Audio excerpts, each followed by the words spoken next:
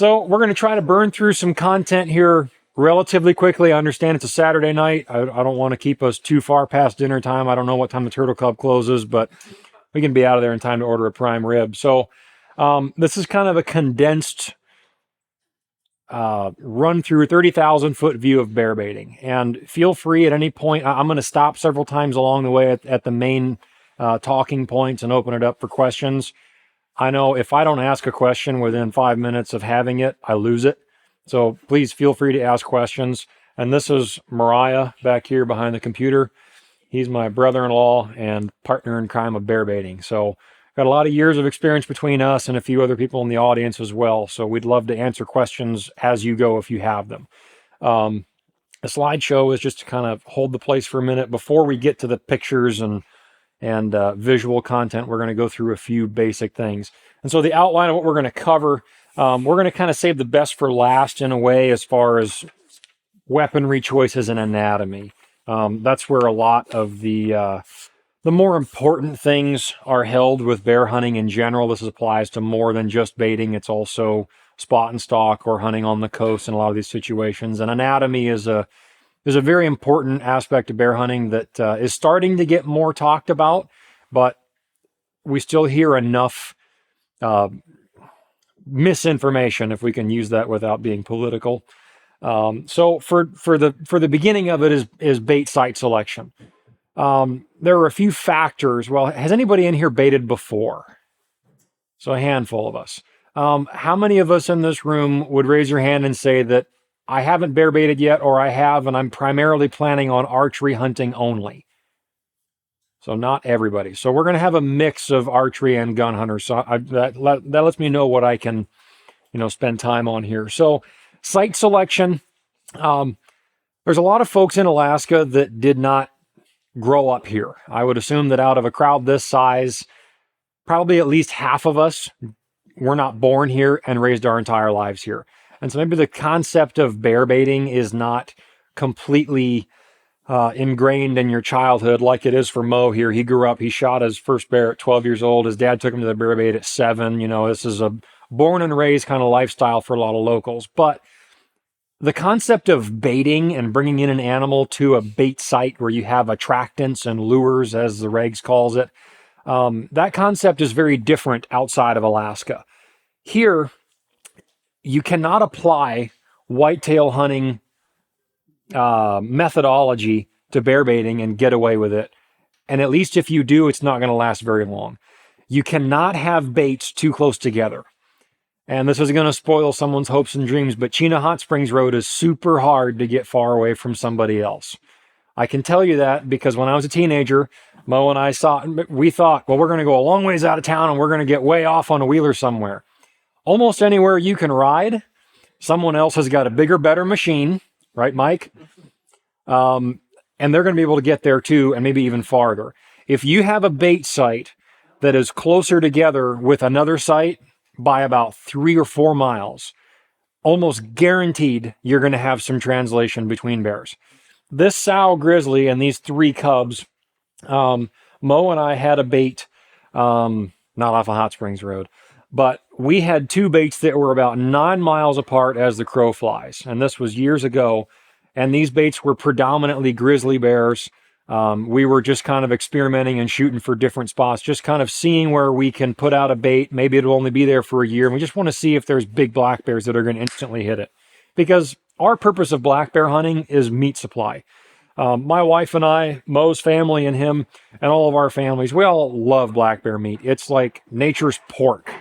And being able to shoot 3 of them in 20B or 20F or 5 of them in 20C, Fairbanks is a wonderful area, central on the road system. You can drive 2-3 hours in any compass direction, and you can be away from the majority of that bubble of people and have some decent success. So we put out 2 baits. They're about 9 miles apart as the crow flies. And this sow, Big Mama, politically or not correct, doesn't matter, she would travel with these 3 cubs that are only about that big, okay? She would walk 9 miles as the crow flies and about 12 miles land miles up and over hills, crossing 2 rivers larger than the Chena. And she would show up at 6 a.m. at the one bait, and this picture was taken at about 5:30 in the afternoon at the other one. Grizzly bears travel a whole lot more easily than black bears do. If you get a black bear bait and you get them to stay there, they're going to live there. And if you have a bear bait that has, 2, 3, 4 black bears on it as a starter bait, if you leave that bait out all season, then you clean up at the end of June, take all your stuff out of there, and then you put it back, and you come back in there next season, you're going to find trails where they lived there, where they, had a water source nearby, which we're going to get to in a second. But black bears are a lot more localized once they find a bait. However, black bears are going to go away from your bait if you don't position it in a naturally attractive spot to them. Any bear is going to do that. It's only going to stay there if you put it in an attractive spot. Think of it as if you're sheep hunting. We got a few people in here I know that sheep hunt. We have a special guest that we'll get to later that loves to sheep hunt. If I'm sheep hunting, or if one of us is sheep hunting, we're going to pick a camp spot. If we're going to stay there for 2, 3, 4 days, I want a spot that has decent shelter from the wind. I'd like to find a spot in an ideal world that has water close by. I don't have to pack it all the way up the mountain. Bears are no different at all. The easier you can make it for a bear, especially black bears, the more likely you're going to get them to stay there for the duration of the season. Part of that also depends on what you have there for baits and lures and attractants, and we'll get to that here in a second. So site selection is kind of the gist of the first point here. Choose a spot relatively close to water. I have a couple of baits right now that I've been running for a few years, the last 4 or 5 years, give or take, and they're dynamite, and they're right on water. I mean, when a beaver swims by at 2 o'clock in the morning and it wakes me up in the stand and scares the crap out of me, and I just want to kill the thing. But that's how close to water I am. And those bears, once they come in the beginning of the season, they're mine because I keep them fed. I use quality lures and attractants. I know I'm better than anybody else around me. And I know that there's nobody else within probably about 10 miles of where I'm at. Now, with grizzly bears, like I said earlier, you're going to have some of that traveling take place. I would be very hesitant to say that anybody is going to have grizzly bears and they're going to stay there for the entire duration of a season. Grizzly bears are a lot more set. They're like the old fat guys in the woods.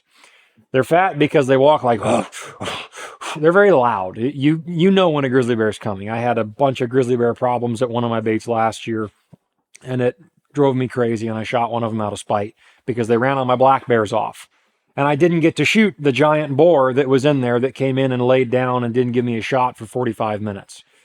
We'll get to that later with the anatomy section. But that particular bait site, when it is just black bears, they're living there. I mean, I get up in that bait stand, and if I'm in the stand by 6 o'clock, I get in there quiet, dump my dog food, spritz up the area with some scent, get up in the stand, and by 7:15, I'm looking over my shoulder, and there comes a black bear. And they're bedding, and I've walked their trails back into the woods where they are, and I know where they're sleeping. So they're right there. When you walk into a bait site, or when you're scouting for a bait site, look for water, and then look for shade. We see a lot of rubbed bears in the interior here. How many people in this room have shot black bears in the interior? Okay, so not a ton of us. Out of the people in my group, so we'll say myself, my wife, who's killed 5 or 6 black bears with her bow, Mo, and probably Andrew as well, and Andrew's dad. He's around the corner right now. All of our biggest bears, bar none, on average, have the best hides. The bears that I've killed and that we've killed with the worst hides are never the biggest bears. And I never understood that in the beginning. But what happens is it's a preference. The big guy is always going to beat the little guy, right? Unless we're talking about, Russia and Ukraine. But as far as the bear hierarchy goes, in general, if a 7-foot black bear, which is a monster, I've killed 1 in 10 years. Mariah has killed 1 7-foot. Actually, it was 7'5", so he had to beat me in that department. But we've killed 2 bears between the two of us out of 40-something bears in the last 10 years between the two of us. And that's not just black bears. But by far, our bears of 6.5 foot or better always have much better hides than the average 5.5 foot bear and less. And the reason that I think that's the case is if I'm a 7-foot bear and I come up to this little guy right here, who we'll just call a 4.5-foot bear, and he's sleeping in the mud bank next to a creek, and he's got shade, and he's got fresh water, I'm going to kick him out of there. And who's going to win that fight for territorial dominance? Me. The same thing happens in the bear world. So that's why you'll see the bigger bears generally have better coats. It's preference on the area. So you want to be where they want to be already. So find a water source. If you can, put your bait site relatively close to water. Also, a subsidiary benefit of that is cover noise. It's not whitetail hunting. You don't have to be ultra super quiet, although I do not wear hard shell clothing. I'm hard pressed to even bring a raincoat into a bait because half the time, not half the time, 90% of the time, if it's raining, I'm going to sit in the truck and wait out the squall because it's May or June and it doesn't last that long. And I'm just going to wait it out. When the rain stops, I go into the bait. If I'm sitting at the bait site and it's 9, 10 o'clock at night and a little squall rolls through, I'll sit there and hold it out because when it stops, the bears are going to move again.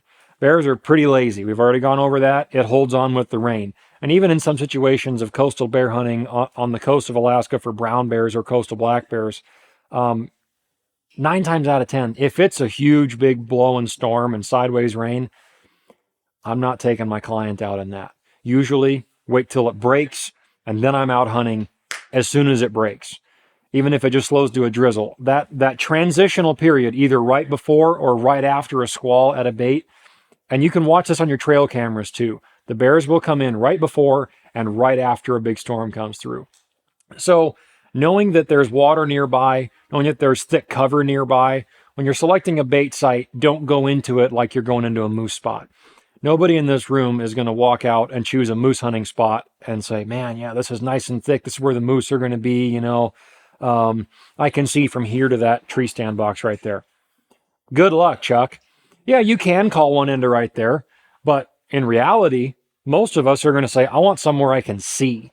At least 150 yards would be nice. And in some cases, if you've got a gold mine of a spot, you're going to be able to see a quarter mile because you're going to want to call them and you want to see that response from a distance away and have time to judge the size and all these things. It's the opposite thing for bear hunting. Bears are going to prefer to be in the deep, dark timber. And again, it goes back to preference on habitat. They want to be in the shade. They're wearing a fur coat in June and 90 degrees. They don't want to be out in that any more than I want to wear a puffy coat in June into the bear bait. It doesn't work that way. So the thicker, cooler places closer to a water source is where they're going to be anyway. And last thing we'll cover about site selection is what else are the bears going to be doing? If you're wanting to target grizzly bears, hunt where there's a ton of moose, and you're going to find the grizzly bears. If you find an area that burned 10, 15, sometimes even 20 years ago, that regrowth, and especially, the Fairbanks area, our brush doesn't grow like wildfire, no pun intended. It takes quite a while for the regrowth to happen. And what happens in the areas like if you look off the Elliott Highway that burned in the last 4 or 5 years, or down by Chena Hot Springs, or down the Parks Highway, what's the first thing that grows back? All that little green shoots. And what likes to eat that first before anything else? Moose. Who gets preference for the best food in the moose world? Cows that are pregnant. What happens when a cow drops a calf? Grizzly bear is there. The grizzly bears are going to be where the moose are going to calve without fail. If you can find an area that has quality moose feed and thick brush and a water source, I guarantee there's going to be grizzly bears around. The problem is getting grizzly bears to stay. Choosing a grizzly bear bait is slightly different in a few different ways than choosing a black bear dedicated bait. Black bears are going to be just fine being up in the thick timber where there's big trees. Some of the old logging areas, it's no secret that down the Parks Highway, there's some big timbered areas and some logging areas. That's traditionally black bear country. Part of that has to do with its escape terrain. Just like mountain goats live in the cliffs to get away from the bears or the hunters, sheep live on the top of the mountains where they are. That's escape terrain. Black bears don't have a mountain. They have spruce trees and birch trees. And what's going to eat black bears? Grizzly bears or other black bears. So they need somewhere they can get up. And grizzly bears don't generally climb trees, although they can a little bit. So don't be fooled by, you can climb a tree and get away. They can stand up and reach 10 feet faster than you can climb 10 feet. So carry a big enough gun, and we'll get to that later. So choosing that versus black bear versus grizzly bear, You want to have water sources nearby if at all possible. Maybe choose your country a little bit less focused on where moose might be. Think about that. Think about if I'm walking through the spruce trees and there's a little creek, there's a nice draw that maybe is going to have some prevailing wind that's going to carry the scent from your bait down that draw and then out into a valley below, and you're going to try to pull black bears up. That's going to work most often. I've got a bait right now that I've run the last couple of years that is set up identical to that. And I have one grizzly bear that showed up in 3 or 4 years. So there's not a whole lot of grizzly bears that are going to leave the moose country and come up to your bait for more than a day or two. And that's more often than not what the grizzly bears are going to do. They're going to come in, go, nice. They're going to eat 50 pounds of dog food in about 12 hours. Then they're going to leave. And they're going to trash the place while they're at it. So have a couple of extra trail cameras on hand. You can ask Mariah about how many we've had bitten up over the years. As a side note, if you can, when you hang your stand or you build your platform stand, put your trail camera on your tree up where you're sitting. Angle it down, take that camera box, wedge a stick behind it to point it down, take some test pictures, and put the camera up by your stand. That does 2 things. Number 1, it keeps some yahoo from walking into your bait, seeing a camera at this height and going, sweet, thanks. Had that happen too. It's not unheard of. It's not common, but it does happen. It's better to not have it on the ground because it won't get stolen as quickly, and the bears aren't going to be able to just walk over and how many pictures do we have of an open mouth of a bear right on the camera? And we find the SD card on the ground, then pick it up and plug it in like, yep, rest in peace. Strap a new one on the tree. I always carry an extra camera in my pack when I'm going into a bait because it could happen. But I haven't had it happen yet since a few years ago I started putting them up at tree stand height. So site selection, site setup. This right here you can see is a pretty stereotypical bait site. She's already mowed through the dog food that was set right here. We didn't have a barrel in there. Barrels are nice because it keeps the food fresh. Poly barrels are nice because they're not 45 pounds. And a grizzly bear can crush it, and you can come back in and pop it out, and it'll return to shape. You can also cut a hole in those. I have cut more than one hole in the side of a poly drum at the bear bait with a Leatherman skeleton tool because I forgot to drill a 6-inch hole in it before I left the house. They're easy to work with. What I do is I pop these 2 caps out the top and go to Sportsman's or Frontier and buy a coated cable and then buy a lock. And I'll lock this around a tree so they can't just easily just yard this thing off and take it away, because they will, especially if you get grizzly bears there. Black bears are a lot more toyish with things. They'll just kind of roll it around and make it so they can get to some food. Grizzly bears are going to destroy stuff because it's what they do. I think they find entertainment in costing us money. So site selection here, Mo and I built a barricade here. You can see, and by about the size of that sow's back, that barricade is probably about this tall. She's in the foreground a little bit, and this is on an incline. So that barricade does a few different things for us. Number 1, it forces the bear that when it comes in, it has to come around that side of the barricade. Obviously, tree stand is going to be positioned here in the front of that barricade. So I'm sitting there with a bow or a rifle or a spear, if you're a real man, I guess. That's a thing these days. But that bear cannot get to that food unless it comes around there. And you want it in a V form, not just a flat box if you can avoid it, not just a flat line, because with a flat line, they can stand there like this with their back to the flat line, and they can face you and lay down and eat like this. And if they're nervous, they're not going to take their eyes off of you, even if they smell you, because every bear smells you. It doesn't matter how good your bait is, doesn't matter how good your cover scent is.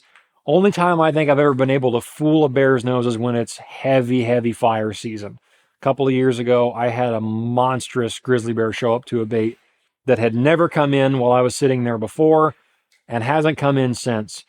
And it was heavy, heavy smoke. And it was blowing in from fires that were a long ways from where I was baiting. But wind was right. It was hot. There was no breeze. It just kind of sat there and followed the drainages all the way to where I was. And it was so smoky that I couldn't really see more than 200 yards off into the woods any direction, even while I was up in my stand. And I had a grizzly bear come walking in that night and never even batted an eye. Didn't pick its head up, didn't look at me, just went in, straight to the bait site and hung out and then left. Season was closed in that area, hence the live grizzly bear. But the barricade forces them to give you a shot even if they're nervous. So they can come in and be as nervous as they want, but if they want to get to that food, if you're in the stand, that bear has to turn quartering away, at minimum broadside, to get to that food. And that's your window. And in general, as soon as they put their head down, especially grizzly bears, don't let grizzly bears have time, because they might only be there for 30 seconds. If a grizzly bear shows up, you need to be on your bow or on your gun as soon as you hear that, because that's what they're going to do. Or you're going to hear a loud pow, and they're going to break something. Grizzly bears do that. Big black bears will do that. Small black bears will do it sometimes, but bigger black bears and grizzly bears will do it to warn everything else. I'm coming! And they'll wait and they'll be quiet. Sometimes it'll be 2 minutes. Sometimes it'll be 15 or 20 minutes, but they're showing up. If you hear that loud bang in the woods and you're like, sounds like a 22 just went off, it's a bear breaking a tree, waiting to listen, which also you should do when you go into a bear bait. The more experience you have and the more bears you can watch and observe and listen to, especially, bears are very talkative, very audio oriented. If you ever hear a sow talking to cubs, that she's talking to them. And if she'll do the wrong sound, those cubs are going to go 20 feet up a tree. And she'll do it again, and they'll come back down. I've gotten to the point where instead of talking, the old adage was just say, "Hey, bear," when you're walking into a bear bait. I don't do that anymore, because I've had too many bears at the bait, and I'm walking in and I'm, say, 50 yards away.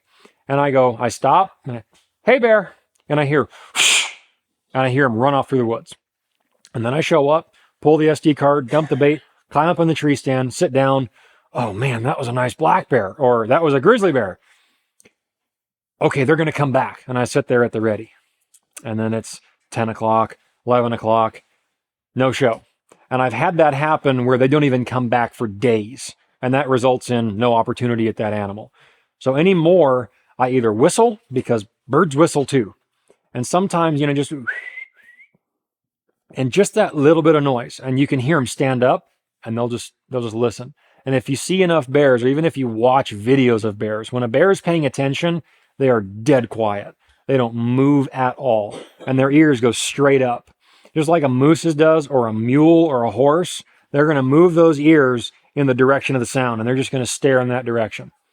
And if that bear thinks that you're a threat, especially if the wind is going towards it, and you alert it that it might be a human, odds are it's going to walk off. If it's a black bear, it's slightly more likely to come back. But the more human-like you sound, the less likely it is to show back up. Now, don't just take what I'm about to say and do it right off the bat. Keep it in your back pocket and use it later. But I started making bear noises probably 2 or 3 years ago. And it kind of freaked out one of my baiting partners that I had with me at the time, because I was at a bait and I didn't have my bow with me. I had a rifle. And I thought, the schedule that these bears have been here at is earlier in the evening. And I can't get here, due to not getting off work until 4 or 5 o'clock, whatever. I can't get here until they're already here. Ideally, you're at a bait before prime time happens, which can be anywhere from 7 o'clock to 2 a.m., depending on how lucky you are. And so I told my buddy that was walking in with me at the time, I said, "Look, I'm gun hunting. I don't need to have a perfect angle. I know I'm carrying enough gun." I was shooting a 375, which is way too much for black bears in the interior. But dead is dead. And if it's all you've got, use it. And I said, "We're going to stop." And I told him this before we started hiking. I said, "When we get to about the 50-yard mark, and it's a thick bait, I can't see the bait at that spot until I'm about here to the back of the crowd away, if even that far. And it's kind of loud. It's crunchy. The leaves are dry. It's springtime, and it had been a dry spring." I said, "So a bear is going to hear us coming. So I'm not going to make human-like noises. I'm going to make bear noises and see if I can fool him into sticking around just long enough to see what I am. So you stay right behind me and you film." Matter of fact, this was my wife. This wasn't a buddy of mine. This was her. And I told her, I said, "You stay right behind me. You step when I step. You watch my feet. I'm watching the bait." And we did that. And I stopped at 50 yards and I just stopped for like 30 seconds, let everything go quiet so I can hear. And I'll even cup my ears behind my my hands behind my ears like this. Moose use their paddles for that. Why can't we? And it just amplifies because years of tinnitus of shooting rifles and having clients with muzzle brakes going off 10 feet from your head, you get kind of deaf. But cup your hands behind your ears, and I would listen, and I just, and then just don't make a sound. And I wait 30 seconds. And I didn't hear anything. So I walked another 20 yards. Now we're 30 yards away from the bait. Stop, let everything go quiet, do it again. Because that's what bears will do if they're trying to intimidate or they feel nervous. That's like their, hey, hey, hey, hey, hey. That's what you're saying. So waited, no sound. I get into about 15 yards away from the bait and the opening where I can start to see, and I see some black hair right next to the bait pile. And I thought, you've got to be kidding me. So I took off my pack frame real slow. My wife pulled out her phone, turns it on video, and I just start sneaking over. And as I have the rifle up to my face, I just went, and the bear stood up. It had been sitting down, and it stood up and just did this and leaned around the tree. And all I could see was about right here. And I shot it right in the chest. And now I've done that 4 or 5 times since then, and it works. Well, 60% of the time, it works every time. So it's not always going to work, but you're never going to scare off a shooter bear by doing that. Does that make sense? If that bear is big enough for you to really want to shoot, that's not going to scare him. Now, where you have to be very, very careful with that is if you have grizzly bears. If you're at a bait and you don't know what's there and you don't know what you're walking into and you do that, be ready. Because the next noise you might hear after you stop woofing is a and you might just hear the brush just falling down in front of this thing, and the grizzly bear might just charge just to come in and eat your lunch. Yeah, if you're grizzly bear hunting, that works fine. But you better know how to shoot something moving fast really well. So don't do it right away. This is not a beginning bear hunting tactic. But keep it in your back pocket and experiment with it when you're in your stand and a bear is at your bait. Especially if it's a sub-adult that you don't really want to shoot, talk to it. Learn, listen, especially if you got a sow and cubs, listen to them interact. Or if you got a boar and a sow and it's the rut, which is like that middle 2 weeks of June, middle 10 days really, they're going to come in and they're going to be fighting and they're going to be going back and forth. Bear dating is, it's a pretty violent affair. There's a lot of talking that goes on. There's a lot of woofing, a lot of growling, but that's communication. Learn that. Listen to it, record it with your phone, practice it when you're driving to church with your wife, scare your kids, whatever you have to do, but learn those sounds and then try to apply that in a non-consequential or inconsequential environment where you've got a dink and you just, and if that dink goes, then you know you're doing it right because that's exactly the reaction you want. And it's probably just going to stand there and lock on to wherever they think the noise is coming from and she's going to freeze. Later on down the line, you can apply that, especially if you're gun hunting. If you're bow hunting, this dead-on facing shot is not super ideal. We'll get into that a little bit later where I encountered a scenario and that was the shot I had and that's the shot I took. And it was a showstopper with a bow. But part of it was luck and part of it was just the situation and something had gone wrong. But in general, you can make a frontal shot on a bear. As a beginner, though, stick to broadside shots. So if you're gun hunting, you can apply that talking to the bear trick a lot easier because if you're shooting anything from even a 6.5 Creedmoor or a 270 and on up with a premium bullet, you can shoot a black bear right here or right here, and it's not going to go far at all. It's a dead bear. So any questions about site selection before we move on? Okay. Sure, I got one. Okay. Altitude, does that matter? Like, you talked a little bit about the valley floors and since traveling down. Where were you setting up your site on a mountainside? It depends on the area in general. I'm trying to think where can I tell you a spot that's not mine. That's fine too. No. I'll find a way to get around this. Bears in May and June here in the interior, and we'll call the interior anywhere from Healy to Coldfoot, all the way out to Manly to the west, and all the way over to Tok to the east. Okay, that's the north, south, east, west gambit of the Central Alaska Road Range. Anywhere in that area, with the exception of like the White Mountains or the mountains off the north side of the Elliott towards Manly and Minto, like there's some high elevation stuff that's above brush line. We would call that like subalpine terrain. But in general, we're talking about relatively heavily wooded, like you drive Farmers Loop Road, that's essentially what you have anywhere in the interior from Healy to Coldfoot. That's primarily where the bears are going to be during baiting season. We can't hunt in the fall over bait, and it wouldn't really be beneficial anyway.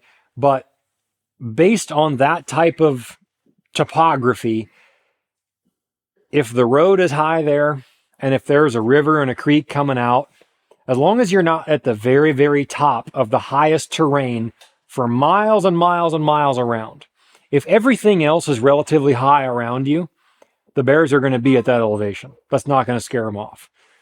But let's just say that, let's use the Steese Highway. I would never put a bear bait on Eagle Summit. Let's just say the Steese Highway is not there. Okay, the Steese Highway doesn't exist. There's no road. There's no traffic. It is the wild country. You're too high. The bears are not going to be there in May and June. And if they are, not very much. It's going to be a through corridor. They're going to come up there maybe to get over to the next drainage to look for more berries from last fall or to find a dead moose from the winter or a dead caribou. They're not going to stay there. So in that terrain, I want to go to the bottom. That makes sense? So elevation is relative. If the highest elevation is 2,500 feet and that area is only about a mile high or a mile long, and then after that, the road or the trail goes back down 500 feet, go down 500 feet. That make sense? Yes, sir. Any more site selection? Okay. North side or south side? Onyx Maps. Does everybody in here know about Onyx Maps? Okay, Onyx Maps has a feature where you can drop a pin and then enable wind direction. That works incredibly well. So what I'll do is I'll set a pin in a prospective spot. North or south side is less relevant to me than prevailing wind direction. I want to know that the direction I'm traveling into my bait site and where I'm going to set up, I'm not blowing my scent right on the bait. But I also want to know that where I set my bait, the aroma of all the scents and lures and attractants and grease and food is going to flow into the maximum possible area where the bears might be. So if you're on a valley hillside, I want that scent to go down into the hillside. I don't want to be on a hillside where I'm 500 feet below the crest and I'm 500 feet up off the bottom, but the prevailing wind is coming south to north, and just north of me is the head of the canyon. There's not a lot there that's going to smell it. And anything that will is going to have to be walking a ridge to my north to get to me. That makes sense? So prevailing wind, I have found, is way more important than north side, south side. That can be more dependent on where they den and how fast they show up to your bait. Fastest bear I ever had show up to a bait was about, well, fastest in order of like how soon after tax day, which was opening day. And at the time I had a bait, we had an early breakup. I threw a bait out. I was able to ride my four-wheeler right to the bait in April. And I had a bear there the next day on the camera. And I shot him, I think, either right at the end of April or right at the beginning of May. Earliest bear I've ever killed by far. I mean, by weeks ahead of everything else I've killed. But found out later there was a den about 40 yards away from the bait site. So he woke up and went, I like that. And he went straight to the bait and he lived there. And he blew his plug out of his intestines right there. That was his first and last meal.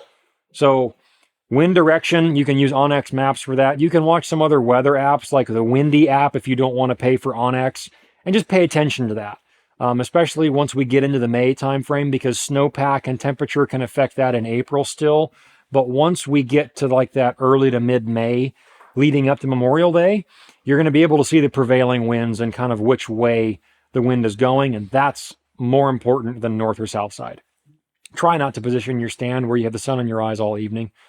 I have one like that, but I suffer through it and the bears like it. So there's another one back here, another question? Yes. Yeah, so not necessarily a site selection question, but it might be a site selection answer. Last summer, I had the situation where we had a bait type that had both black bears and grizzlies, and then a sow with cubs found it. And she Black or grizzly? Grizzly sow with cubs. Okay. And she came in every day for about 2 weeks. Okay. And we couldn't keep it full. Yep. Just because of where it was. Mhm. And what would you do in that situation? Like, you let it empty and then she'll go away? We tried that. Sure. So the exception to that rule that we have found, especially in recent years, to the grizzly bears not usually sticking around, and I said usually because we have a bait that they are, and it's a problem, and I'm doing things differently this year to try to run them off. The problem is, if the moose are going to calve there, and it's a prime moose spot, the bears don't have any reason to leave. Usually, I'm not in that great of a moose spot because I'm not really interested in shooting that many grizzly bears. The hides are usually not prime in the springtime like black bears can be. The grizzly bears they just tear stuff up, right? They're kind of a mess. I think it's great to shoot them. I shot one last year. If I could have, I would have shot 2 or 3 more of them if it was legal to. But I'm not targeting them because I'm usually not eating them. Mo and I skinned that one out, and we had every intention of taking some meat out because we didn't get a big black bear off that bait. We made the center line cut, folded the belly open a little bit on the skinning process, and instantly both of us went, ugh, no, we're not going to eat this thing. I picked up the claws. Her fingernails were like as long as my fingers are, almost.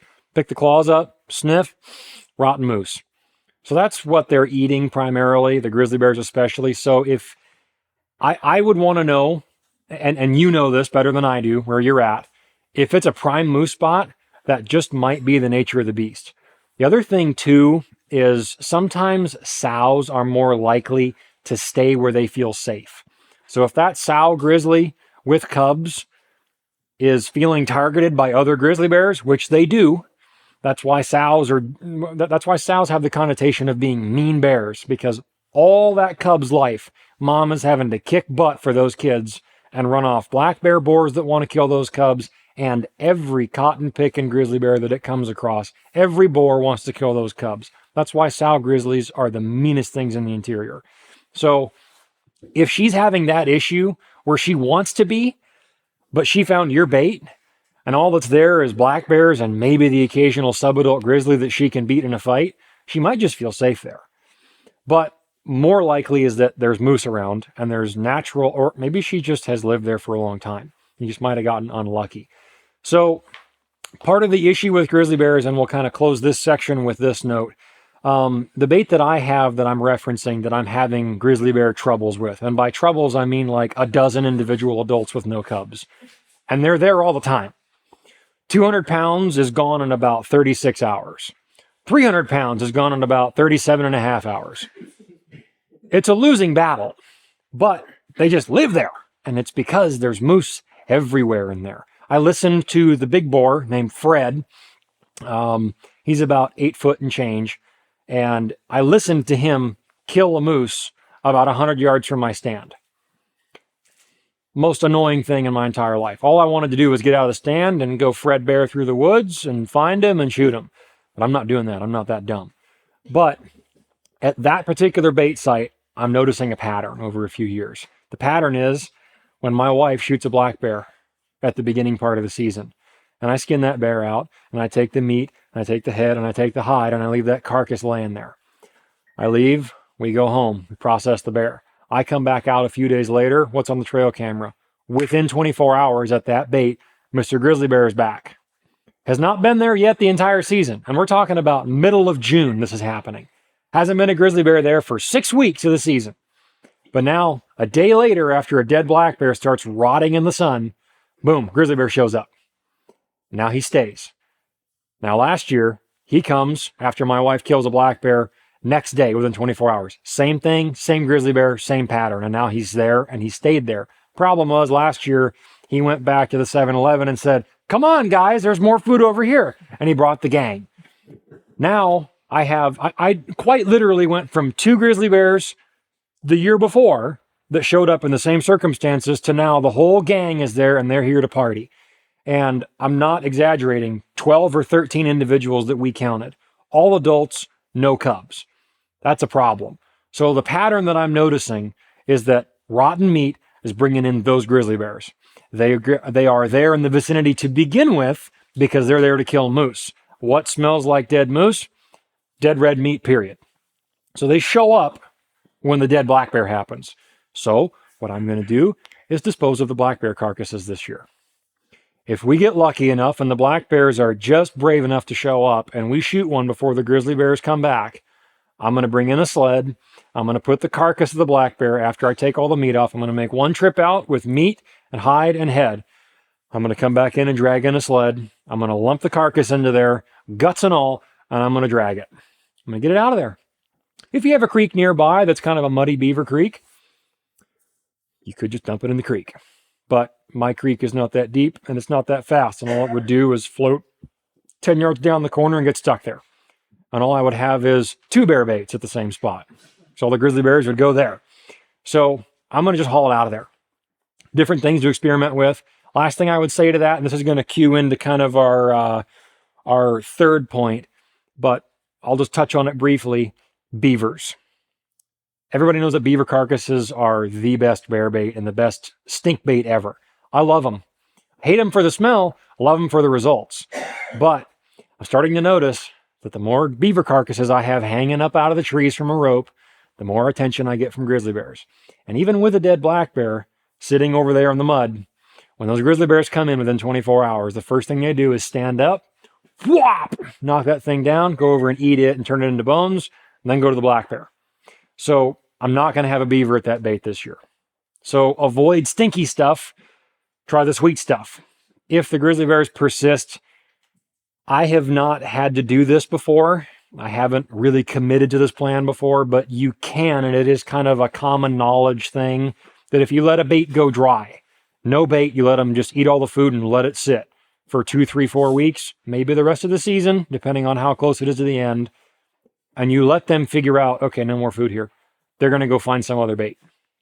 And then when they're gone, you can rebait it, see what happens. Just dump a 5-gallon bucket of dog food. Don't waste your money. And see if they come back. If they don't, keep rolling with it until they do. So that's my theory on that. Any more before we move on? Not sure if you'd be able to answer this in front of so many people, but in terms of site location, Yeah. the most difficult problem I've had in the years that I've been successfully bear baiting, it's finding some way to get away from people. And like today, I was bound and determined I'm going to get away from all these Fairbanksons. So I drove 3 hours out and I met 3 lovely people in the middle of what I thought was nowhere on their snow machines setting out the bear bait. Yep. They kindly told me to Pound sand. rocks, Yeah. which of course I was going to do anyway. Sure. But is there any good way to avoid people other than by crossing your fingers that you're not using? Keep doing what you've been doing. Okay. Burn some gas.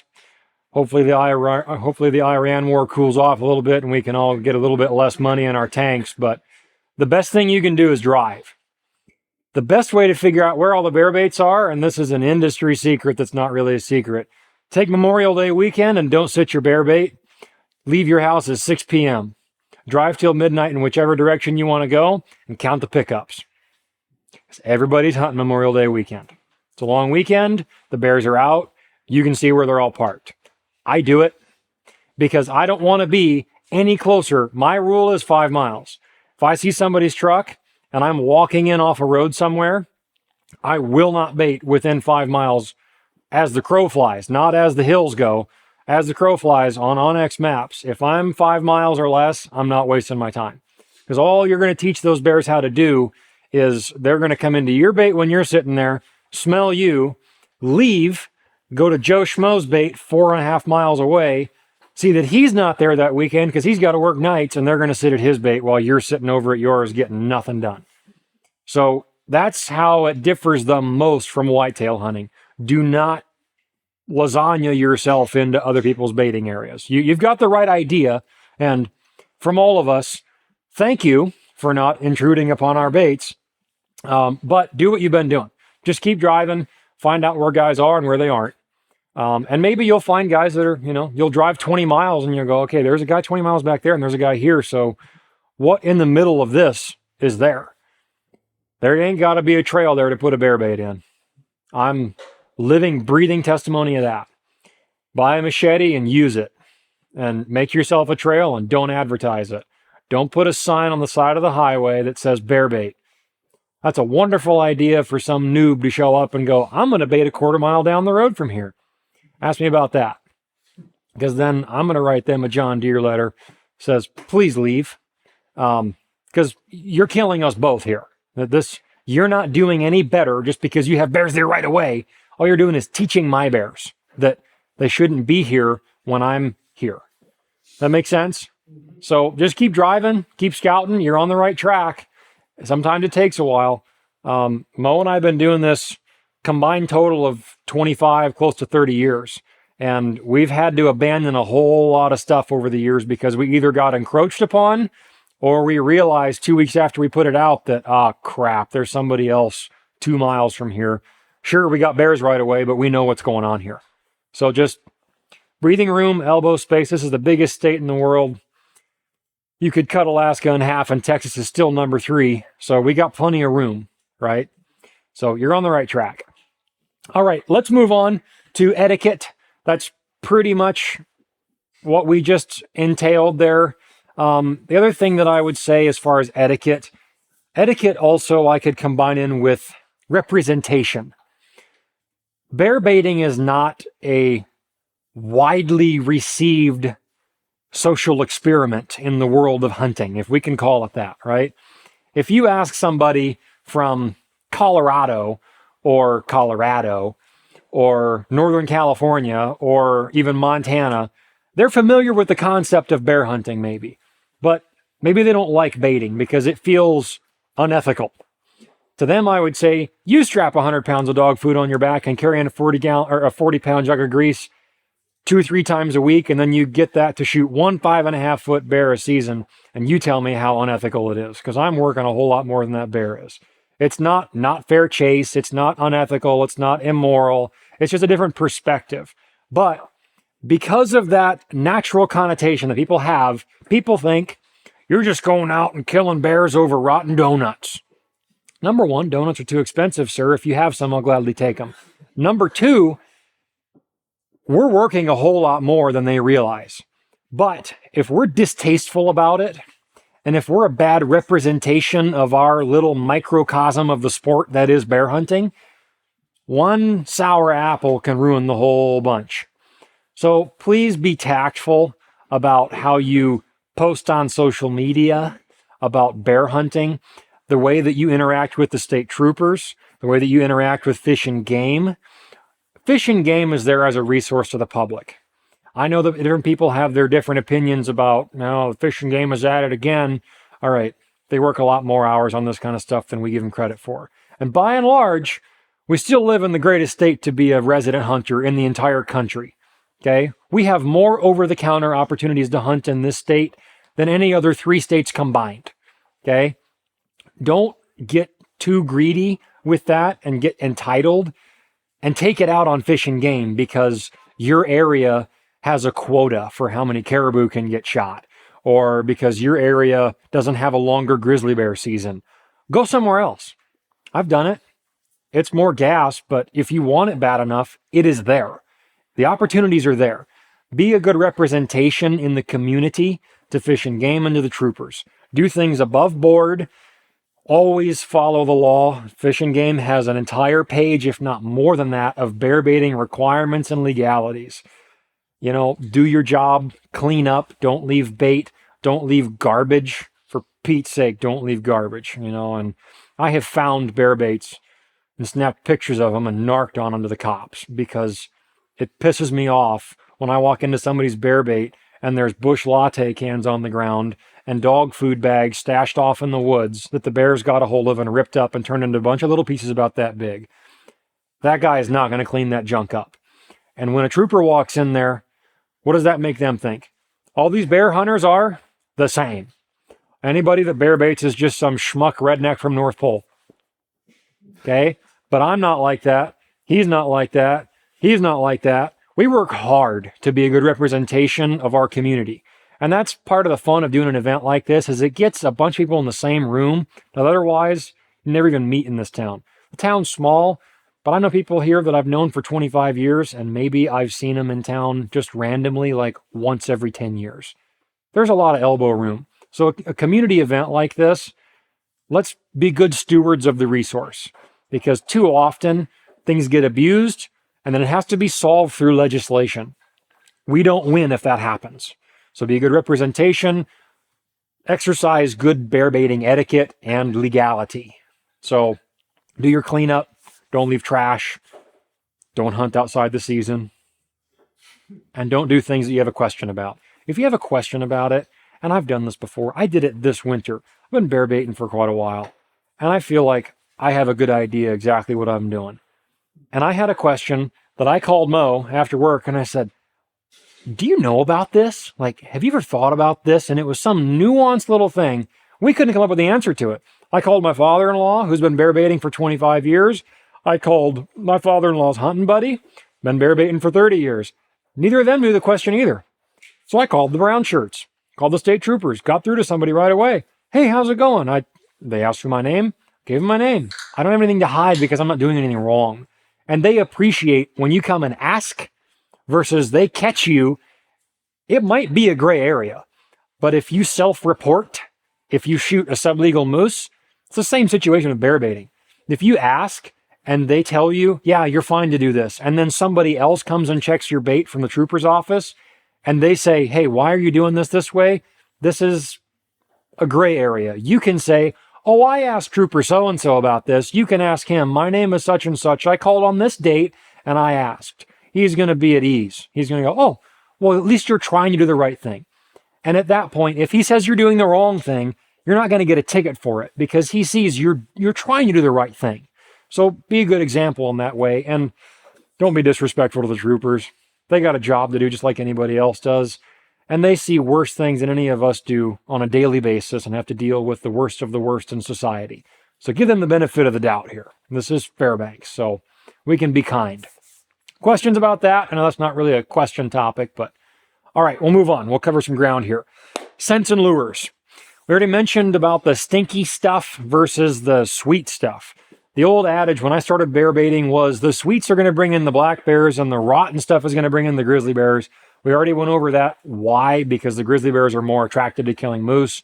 On average, in a high density population of moose, an adult grizzly bear who's good at killing moose can easily kill 30 to 40 calves in calving season. That's not a whole lot of time, and that ain't the entire year. So they can kill a lot of moose real fast. So they're attracted to the stinky smells. If you want to try to target black bears, maybe avoid that. I should have taken my own advice and not hung beavers in a heavy moose spot because I should have known better than to do that. But I got away with it for a few years. Now I'm paying for it because they love my house. So Batum 907 is what Screaming Eagle carries here. This is what all these scents and lures are right here. This is the brand that they are. And Mo and I have exclusively been using Batum 907 products. I know there are other things out there. Okay. Batum 907 is better. I'm not going to get into why. They smell better, they last longer, and the results are just simply better. And I know a lot of guys that have tried to save a few bucks by going with other brands, and they always end up coming back to this if they are really paying attention to the results. So there's a few different kinds of scents and lures, or as Fish and Game might call it, an attractant, anything that's not natural that you're putting there within legality. Anise is, think of black licorice. Black bears love anise. Moose, coincidentally, seem to like anise. Mo and I put out a test bait years ago. We literally sat a 5-gallon bucket on the ground, dumped it over, tapped it out, spread some anise around it, some liquid anise. And at that point, I think we were teenagers. We hadn't even discovered Batum 907 yet. And we bought a little 2-ounce extract bottle from Fred Meyer's. It works, but I would dilute it. Didn't know that at the time. Dumped it on the dog food. Came back there 3-4 days later. Found a picture of a cow moose with her head buried into the dog food up to here. And just rubbing her face in the anise. I've had that happen several times since then. So anise smells like black licorice. This particular one is a paste. It's like the Dairy Queen milkshake. Doesn't come out. But I mean, I smell it from here. That's wonderful. It makes me think about bear hunting. But that's kind of the universal old guard standard of black bear scent. They love anise. And it carries really well through the wind. It's a very concentrated extract smell. You cannot go wrong with anise, but there are other things that maybe are a bit sweeter or a bit more stingy sweet. I don't know how to describe it, but like cotton candy. When I eat cotton candy, it makes my eyes kind of, it's so sugary. Black bears love that stuff and gets them kind of fired up. And if you can get them sugared up, they don't eat as much. So they'll get sugared up and they'll leave and they're going to come back more frequently. So, popcorn can be a nice little non-filling trick and they're going to have to come back more often and eat. But anise, so one of these pastes, this jar in reality can get me through 2 springs of bear baiting. Open up that jar, snap off a little spruce twig, about that big around, take a little scoop of it and smear it near your bait pile somewhere, maybe up underneath of a branch about that high. Underneath the branch, so that when it rains, all the water falling down the tree is not going to hit this directly. Now the pastes are going to far outlast something like a powder that you're going to sprinkle on the ground around the bait area around the food. This one is Sweet Surrender Banana Runt. The banana stuff is really potent too. The banana paste is one of my all-time favorites. It's like that cotton candy, holy smokes kind of sweet smell. So any one of these pastes, there's a molasses cookie here. This one is a gel ball. This one is frostbite. It is kind of a cotton candy or like a blue raspberry Jolly Rancher type of a smell. This one, I'll just sprinkle some of that on the ground around the bait area. So this one here, we're going to spend a little bit of time on. This is called, kids plug your ears, stripper glitter. Now she makes this one, Tyler Friel is a local Alaska guy. This is his signature smell. So if you see Tyler, tell him he smells like stripper glitter. But this one is infused with Samhain heat estrus. So you sprinkle this. I don't put this on the bait. I don't put this on the dog food. I'll put this in the foreground in like that. Just shake it on the ground around the food so that when they walk in, they're going to get this on their feet, which then sticks in there. It's a bunch of little fine sand crystals, and they're going to track that all through the woods. Other bears are going to walk those trails, find that scent line, and come back to your bait. 100% that's how that works. If I'm setting up a new bait and I'm trying to get every bear in the neighborhood to realize that my milkshake should bring all their boys to the yard, I'm going to take either the bacon smell, you like that one? Or Insane Banana. This is the paste I was talking about too, but this one's in spray form. Either one of these, something stupidly sweet. Nasty Boar works too. Don't bring it in your house. They have it here. It's not inside. Told Andrew no. But back when Mo and I were teenagers, we didn't have this stuff in the beginning. Could have, but didn't know about it. We were noobs. So we would take a 5-gallon jug of used fryer grease from wherever you find it. Don't ask me where I get mine. And we would go for a walk. Once we'd picked a bait site, we'd dump some food, pour some grease on it, fryer's grease in the food. I think of it as grizzly bear cereal. And that also gets on their pads, and they walk that and track it all through the woods too. And if your bait runs out, the bears will eat the dirt that is soaked in grease. It's incredible. So we would take a jug of grease, 5-gallon jug of grease, walk through the woods on a bush, walk on a bush until we got to like 300-400 yards and we ran out of grease. That was our scent trail, because that just disperses the scent a bit more. I don't like doing that as much because although the grease does dry up and you don't have to clean it up, I don't like staining every spruce tree in the neighborhood with grease.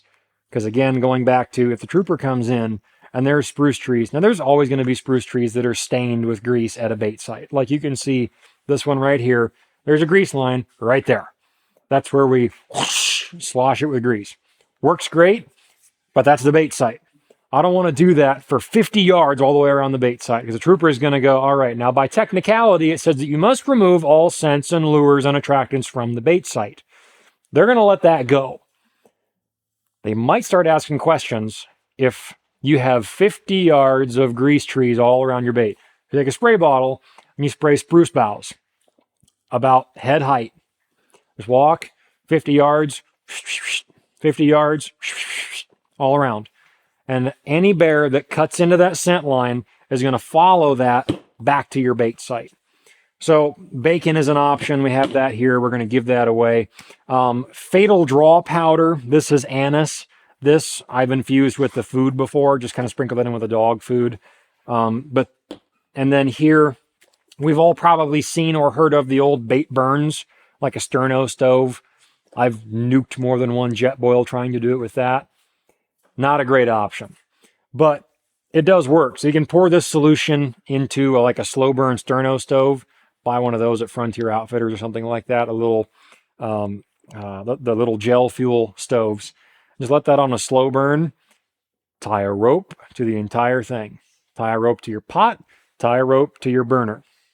Because if it tips over, catches the leaves on fire underneath your stand, you need to be able to pull that thing up in the tree stand fast so it doesn't spread.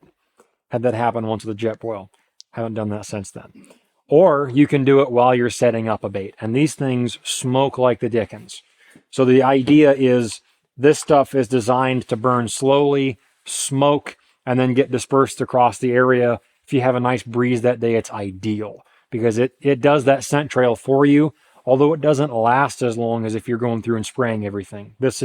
Think of this like a fogger type of an application. Like, I have a little yellow bug fogger that I'll use a couple times a summer around my yard to kill all the bugs. Same type of thing, except it's stationary. You don't want to take your seance candle as you burn it in the woods and walk around with it. But be my guest if you want to.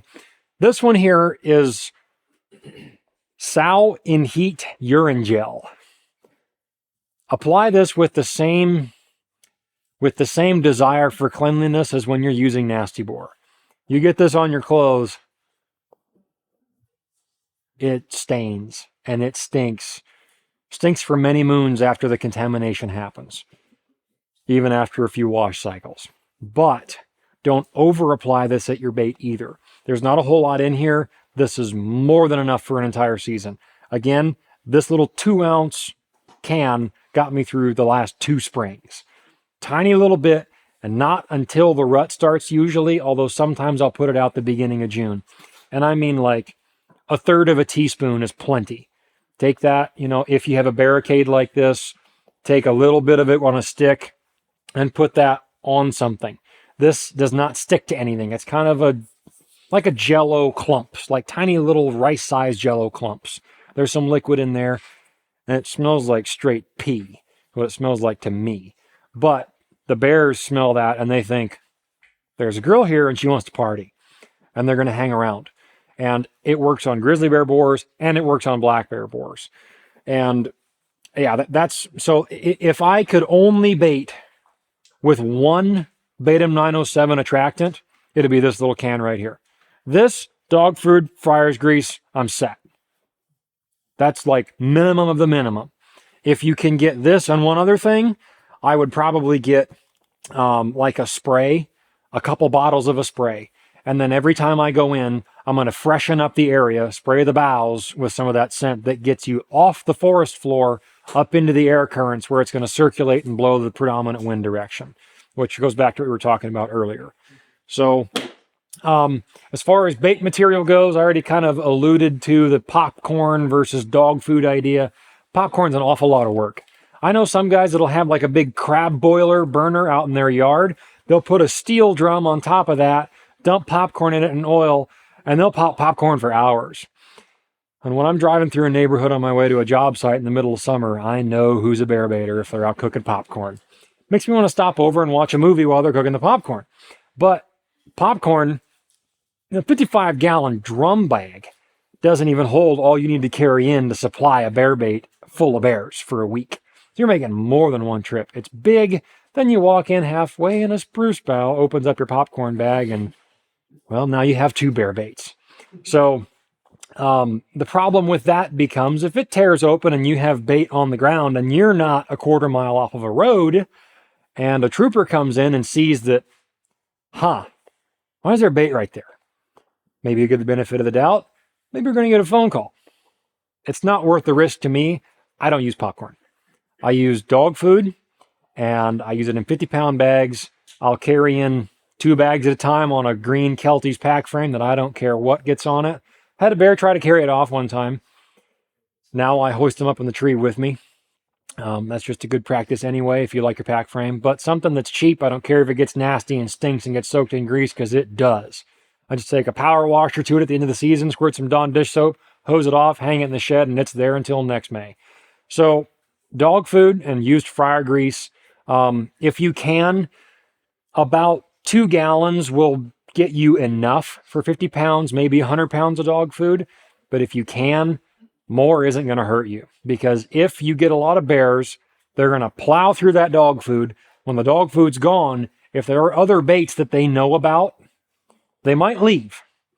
But if there's enough grease in the dirt that's soaked in, they're going to stay there and they're going to eat that dirt. That's another reason why if I've got an active bear bait, maybe I'll only bring a half a bucket of dog food on the last day of season, because I don't want to have any more to clean up. If I know I'm going to walk in there and it's bone dry, empty, like our bait was last year that we shot that grizzly bear off of, we walked in there, looked like you'd set off a hand grenade where the bait pile was, because the grizzly bears, all 12 or 13 of them, had just been in there on the camera. You can see them just digging out dirt and eating the dirt. And all I had to do was dump a little bit of dog food on the ground, just enough that when that bear walked in, it stopped, had enough to eat. I was already at full draw, shot it and killed it. And I had a half a bucket of dog food to carry out with the bear hide. So think ahead like that. The more dog food you leave out there, if you've got a flop of a bait, the more dog food you have to get out of there, which is an advantage of having a poly drum. If you're riding a wheeler, you can pull a trailer, you can put it on the back of your rack. You can put that poly drum full of dog food and wrench it up onto your wheeler and get it up on there and haul it back out to your truck. If it's on the ground, I've done it. I'll bring in a little collapsible aluminum snow machine shovel and 5-gallon buckets. And I've been where I didn't have access to a drum before, and I've had to make multiple trips out of a bear bait with buckets full of dog food and shovel it in there, shovel it in there, shovel it in there. And the bottom of it hasn't been touched, and it's moldy and it's soggy and it's rotten. Bears are going to find something else to eat.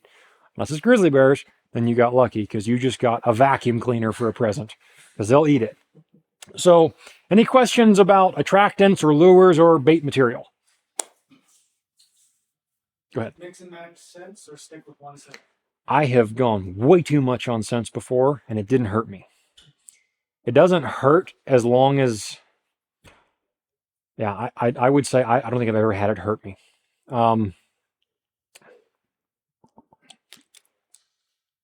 I'm thinking of one bait in particular, and I'll show a kill shot from it later. But I had Insane Banana, Molasses Cookie, Anise, Frostbite Gel, Sow Heat, and Nasty Boar all at the same bait. And I shot a giant black bear off of it. And he probably came in because he smelled the Sow Heat.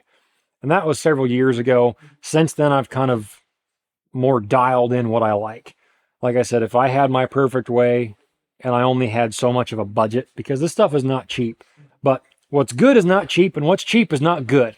We can leave it at that as far as scents and lures go. You get what you pay for. Batum 907, Jess is the best for that reason. Her products are worth the money. But, and I'm not paid to say that, we're not sponsored by them. I get no benefit outside of you're going to use better stuff. But in an ideal world, if I only had a couple to pick, and my perfect way, I would have to pick Insane Banana and probably Anise.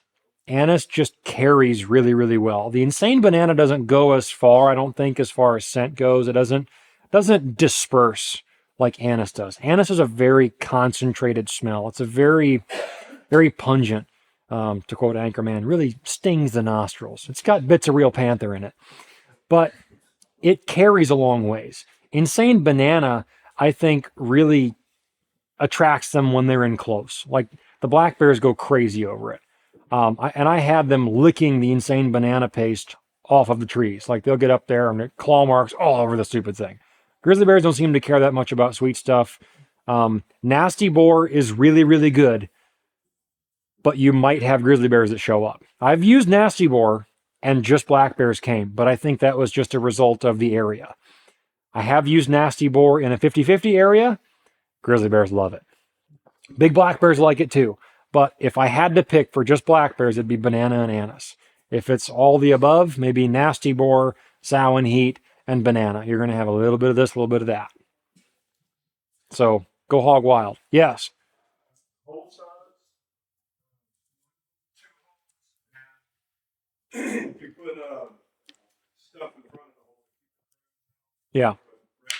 Yeah. Yeah. Good question. Grizzly bears can and grizzly bears will.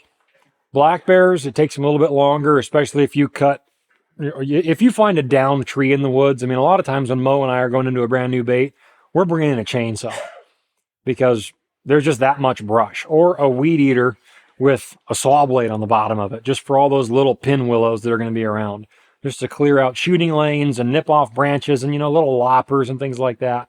And we'll look for dead trees, blow down, things like that, that might be anywhere from that big around to that big around.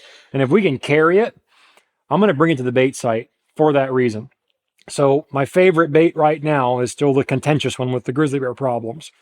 On that one, I don't have a barrel because I don't want to carry it in there because the walk is atrocious.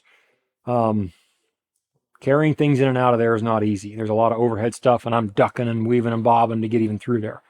So I want to be as efficient as possible with what food I have to carry in there and do that much work with. So I've got some logs and things and some spruce boughs and some things that I will do exactly what you're saying to cover up the bait.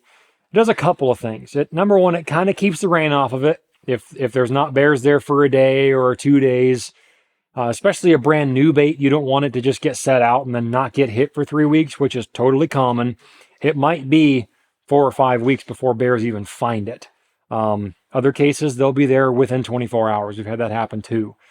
But that shelter over the bait pile will keep them from just getting that'll keep the bait, from getting rained out and just ruined and soggy. And the rain eventually can dampen the smell. The heavy, wet air, the humidity just kind of hangs. If it's not dry and breezy and you don't have those wind currents moving for you, it can kind of go dead. So covering the food is good for that aspect. If you've got a barrel, it all depends on what kind of bears you have. If it's black bears, like I said, they're willing to play with stuff. Black bears will lay there and paw at a drum, and they're perfectly happy to lay there for 1 or 2 hours and just swat your drum around just to get some food out of it, salt and pepper style. You could even take like a 3-inch hole saw, cut 2 or 3 3-inch holes around it, and then cut a fill top in the top here, maybe make a little steel panel that you screw into it. But you're going to do all that work and then get a grizzly bear and he's going to say, nice. And he's going to peel it open like a pop can. Mo and I have all but gone away from barrels for the most part because we were using steel drums that were enforced with rebar frames on the inside. And the grizzly bears would come in. We had one that we called Samson. He walked in, stood up on the barrel within 30 seconds of being there and just collapsed it. Broke it, cracked the seam, popped the door open, ripped off the top of the door, tipped it over and dumped it all out and then ate it. And then he rolled the barrel off 20 yards off in the woods and we had to go out there and drag it back and then take it home and bury it. Had a little funeral service for all of our work. But steel drums can just be a flat out pain in the neck.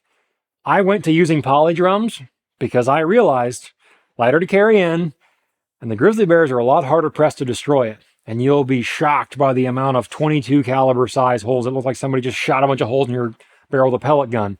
That's a grizzly bear going, come on, give. And he's going to work at it for a long time. And he's going to bite it, and he's going to bend it, he's going to crease it. You can go in there, step on it, pop it back out into form, and it's still going to work. And if he tears it open, then cut it in half form and just make it 2 big troughs, and you can buy a new barrel next year. It's not that bad of an idea. But it all depends on how many bears you have too. If you only have 1 or 2 bears and they don't seem to eat that much, Number one, that could be a sign that you got competition around you.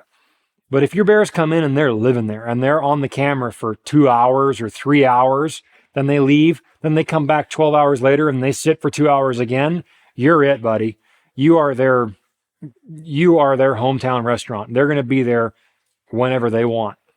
So those kind of bears, I would be more likely, if you're going to use a drum, to just drill more smaller holes and make them play for it.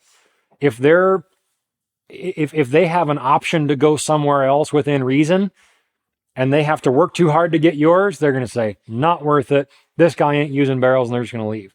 Obviously, they can't reason through that, but they know that's an easier meal than this is, and they'll just leave. No matter how good your bait smells, you can't keep them there if they have to work too hard for it. So it depends on what kind of bears you have, but definitely I do stick some tree logs in there in the hole if I've got like a 6-inch in there or even an 8-inch. The last barrel I used, I just took my Leatherman pocket knife, stuck a hole through that, almost cut myself, but hey, I was at the bait. What else am I going to do? So I cut a hole in it, and I cut a hole about that big, and it worked fine. I had it there the duration of the season, and it survived a grizzly bear that showed up 4 hours after I put that brand new bait out. And he went to town. I mean, he ripped the tree down and broke it that this thing was chained to, but he couldn't get it off of the tree. The tree was only about that big around, but he made work of it.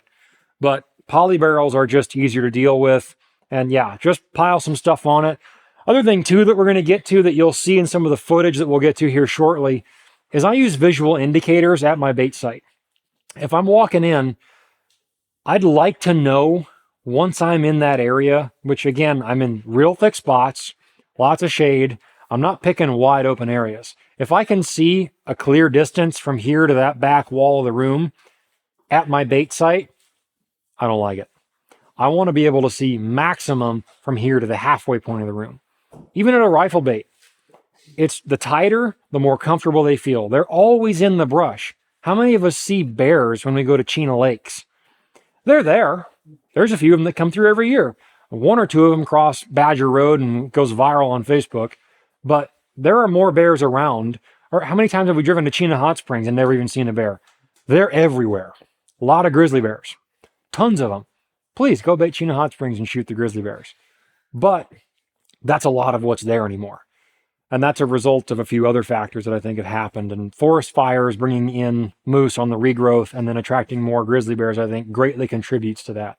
That's a theory, personal, but it's based on our experience. Not foolproof, but it's a theory.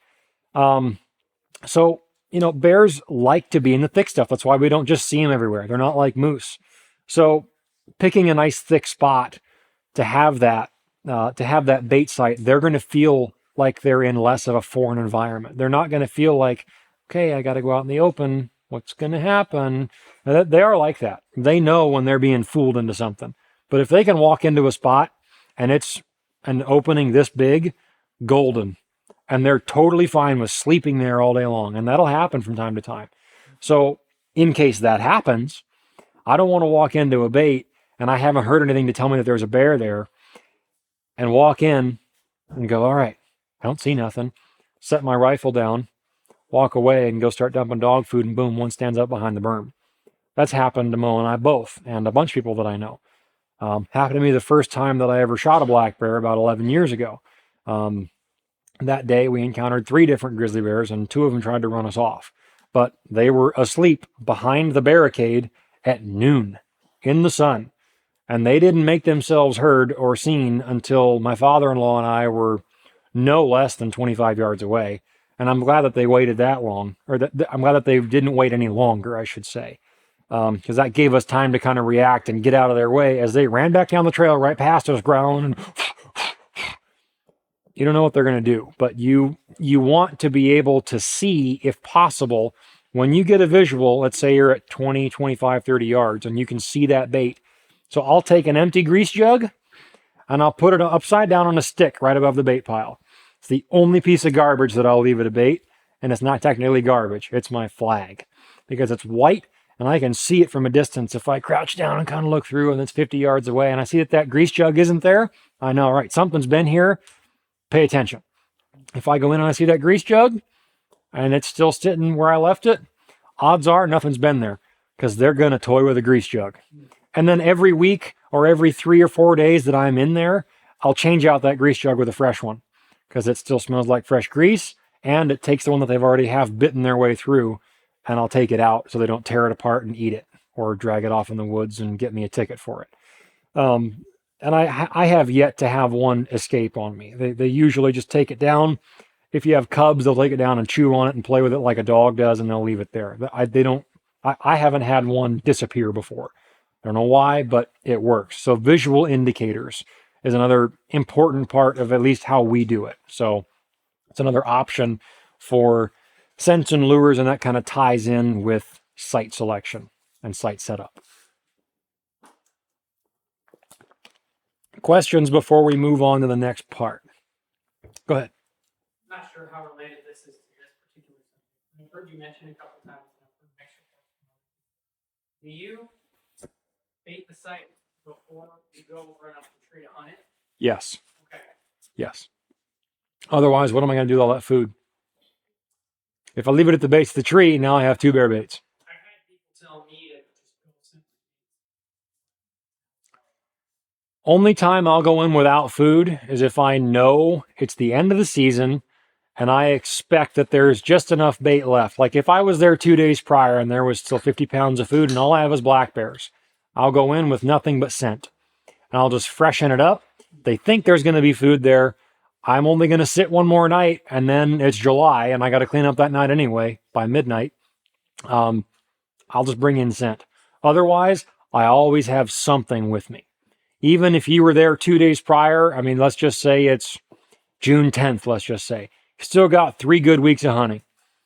Even if you were there 2 days prior and you had 100 pounds of dog food there, bring in a 5-gallon bucket, pour a bunch of dog food in it, pour a half a jar of grease in there.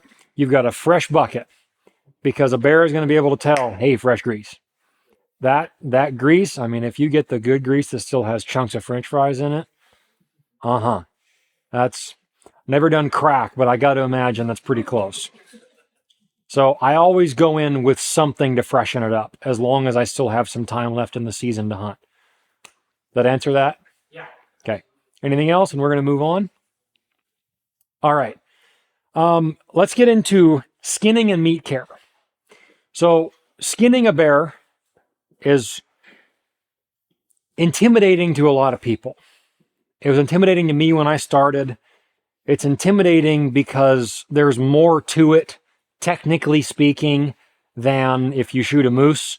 And all you have to do, I mean, if you do it the gutless method, you're either going to come in from the top of the back or the belly. You're going to come up, make your cuts, peel that hide off, take all your meat off, use the hide as your natural tarp, I hope, and you don't just slink it in the mud.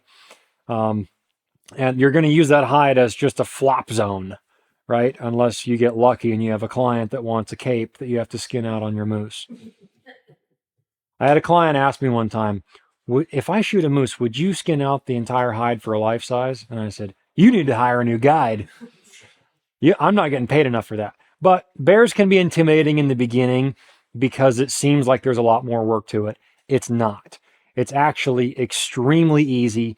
And depending on how comfortable you are with skinning, you can do it at the lowest level possible and not screw it up. There is a way to do this without knowing jack about skinning a bear. Now, how many here are familiar with Meat Eater, Steve Rinella? Okay, most of us here. On Meat Eater's YouTube channel, if you look up on YouTube, Steve Rinella skinning a black bear, he somehow found the unicorn moment to shoot a black bear, bring it to his house in his garage on a white table, and skin it on camera. Wonderful visuals. All the proper camera angles and all the perfect little shots and zoomed in here and zoomed in there and all the technical cuts. Beautiful. Go watch that because we don't have a YouTube video that good about it. We don't have one at all for it right now. We're going to work on that this year. We're doing more filming stuff in addition to the podcast these days. And that's on our list. But right now, in reality, I think that's probably one of the best, most well-lit versions of a bear skinning that you can actually see. I've seen a lot of guys, and I've got time lapses that I could show you of skinning a 10-foot brown bear, and I got my phone on a tripod, and me and the client are out there skinning it. but it's dark and I'm doing it in a headlamp and you can't even tell what I'm doing. So I'll try to do better, but watch that video if you haven't ever seen it done. That gets you the base knowledge of it. Really, what you need to do is salvage the hide without screwing it up so much that the tannery or taxidermist can't fix it. What I mean by that is you can, at a base level of knowledge, make a center cut from just in front of the bunghole. Don't cut to the bunghole. Cut about this much up from the bunghole, lay the bear on its back, feet out to the side like this, spread eagle. It really helps, especially the first time, if you've got somebody there to hold legs for you. Hold it open. If you don't have someone else there, take some paracord, tie it around the wrists of all 4 feet, suspend it out between some trees and get it to lay open. Make a cut at the base of the pad on both sides. Go right down the middle, follow in here, go to the armpit, go to the middle, follow the zipper line all the way down. I start at the bottom and go up to the base of the, not quite to the base of the chin, but up to the top of the neck, right here. So you're going to have some material underneath the chin right here that you're not going to cut in half. Make that center cut, make your leg cuts from the heel, start at the point of the heel, and come back along the back line of the leg. When you got a bear laid out on its back and you have a back leg spread out, the hair is longest what would be right here. You'll be able to feel that. So grab it and kind of tuft it out, find that center line and go from the point of the heel pad straight down and then connect that back leg in with your center line. Don't go to the bunghole. Go to that center cut so that you've got a little bit of skin material in front of the bunghole. Reason is it's going to go through the tannery. The tannery is going to mess up your bunghole. And especially if you're trying to make a life-size mount, if you ever shoot something that you want to life-size, the taxidermist is going to charge you enough to fix your bunghole. So you'll have to explain why you had to pay for a new bunghole. So anyway, that's my favorite word of the day. Anyway, so that's the basics of skinning a bear. Once you get those center cuts and the center line down, take that flap, skin it out. Take the center line, skin it out. Get everything kind of flopped open so that all you have laying there is a carcass with the hide attached on the back. Take the tailbone's about that long, cut it at the base of the tail. You do not need a saw, you do not need wire cutters, nothing like that. Everything you can do on a black bear or a grizzly bear, from 5-foot black bear to 10.5-foot brown bear, I can do with a knife that long. I don't need a saw for anything. You don't need to hack anything. Everything on a body of anything can be broken down with a blade. You just have to know where to cut. The head is the only tricky part.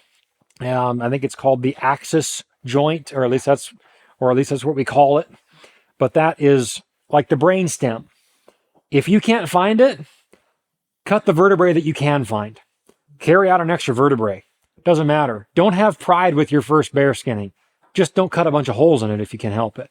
Leave some extra fat or meat on there if you have to, but try to skin close to the skin without cutting holes or nicking holes in the hide itself. You can always flesh it or take it to the tannery. There's a great local tannery here in off Lackloy Drive. Rob Morris Custom Hides. Mo and I just released a podcast episode a little while ago with him on our podcast channel. And you can watch it on YouTube as well, on the Great Alaska Hunting Podcast. And it's a couple hours talking about hide care and preparation for the tannery. You can take Rob a bear hide that you cut off right here at the wrists. You don't have to paw the toes out. You don't have to skin up past the pad. You don't have to do anything that you don't know how to do. There's a joint right here. Cut that joint. Okay? And then you have the entire hand is still on the hide. That's great. That's fine. You can learn how to do that later. You can take the head off once you skin the hide and you flop it up to the back of the head and you have it caped over his head like a cape and you cut that head off with your knife, find that vertebrae. If you can't find the vertebrae and you're just, ticking around in there with your knife, take a hatchet or a saw, I guess, and then learn how to do it from Rob or somebody else. Find someone that is experienced and then go be there when they're taking the head out of the hide, when they're taking the feet out of the hands. And at some point, hopefully this year, Mo and I are going to put together probably a 40-minute YouTube video of that process once the hide is off the bear, of how to pull toes, how to skin out the hands, how to skin out the feet, how to skin out the head, how to take the meat off the skull, and how you can take your tannery, a salted and dried black bear hide, and a clean skull that he can go process for you. But if you don't know how to do any of that, bring Rob a hide with the skull still in it, and the feet still in it, and the tailbone still in it, and it still needs to be flesh. And it's going to cost you more money, but you're not going to ruin your first bear hide. So if you have any more questions about that, I don't want to spend too much time on that. Rob goes over everything that you need to do if you want to do that yourself in that podcast episode that we just recorded with him. So you can go check that video out and skim through that and listen to what you want to listen to there. Any questions about skinning or hide care? Do you have your case handy by chance? Is it up here?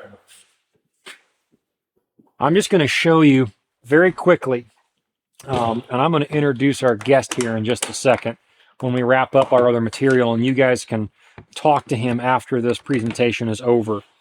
This is the knife, not the exact one, but I have one just like it that I used last year. I got this knife in late June, and I took apart 2 interior grizzly bears and a 10-foot coastal brown bear and an 8.5 or 9-foot coastal brown bear with this knife. Start to finish, turned the head, pulled the toes, fleshed it, everything with this little knife.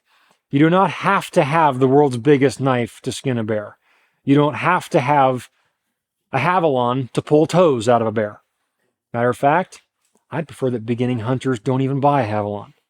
Learn how to sharpen a knife like this with, this blade is what? Maybe 4 inches of working blade length. That's all you need to have to get everything done. You can get bigger once you get more experienced, but a blade like that, learn how to sharpen it, and you're going to be a lot less likely to take a scalpel and run it into your finger in the field.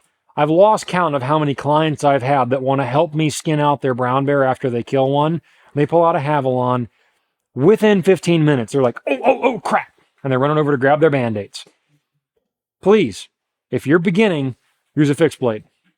This one is nice because it has jimping, these little grip grooves, if you will, at the front end. If you're up inside of an animal cavity, like if you pull the guts out of the bear and you want to go up in there and get the heart out, you can do that. Now I know I can have 2 hands in there and I know where the point of that knife is. If this is smooth and I can't feel it, I don't know where it's at. But I know if I'm on those forward jimpings, I know that when I'm up inside of that cavity, I know not to get too close to this hand with that end. Make sense? So you do not have to have a huge blade, especially in the interior, man.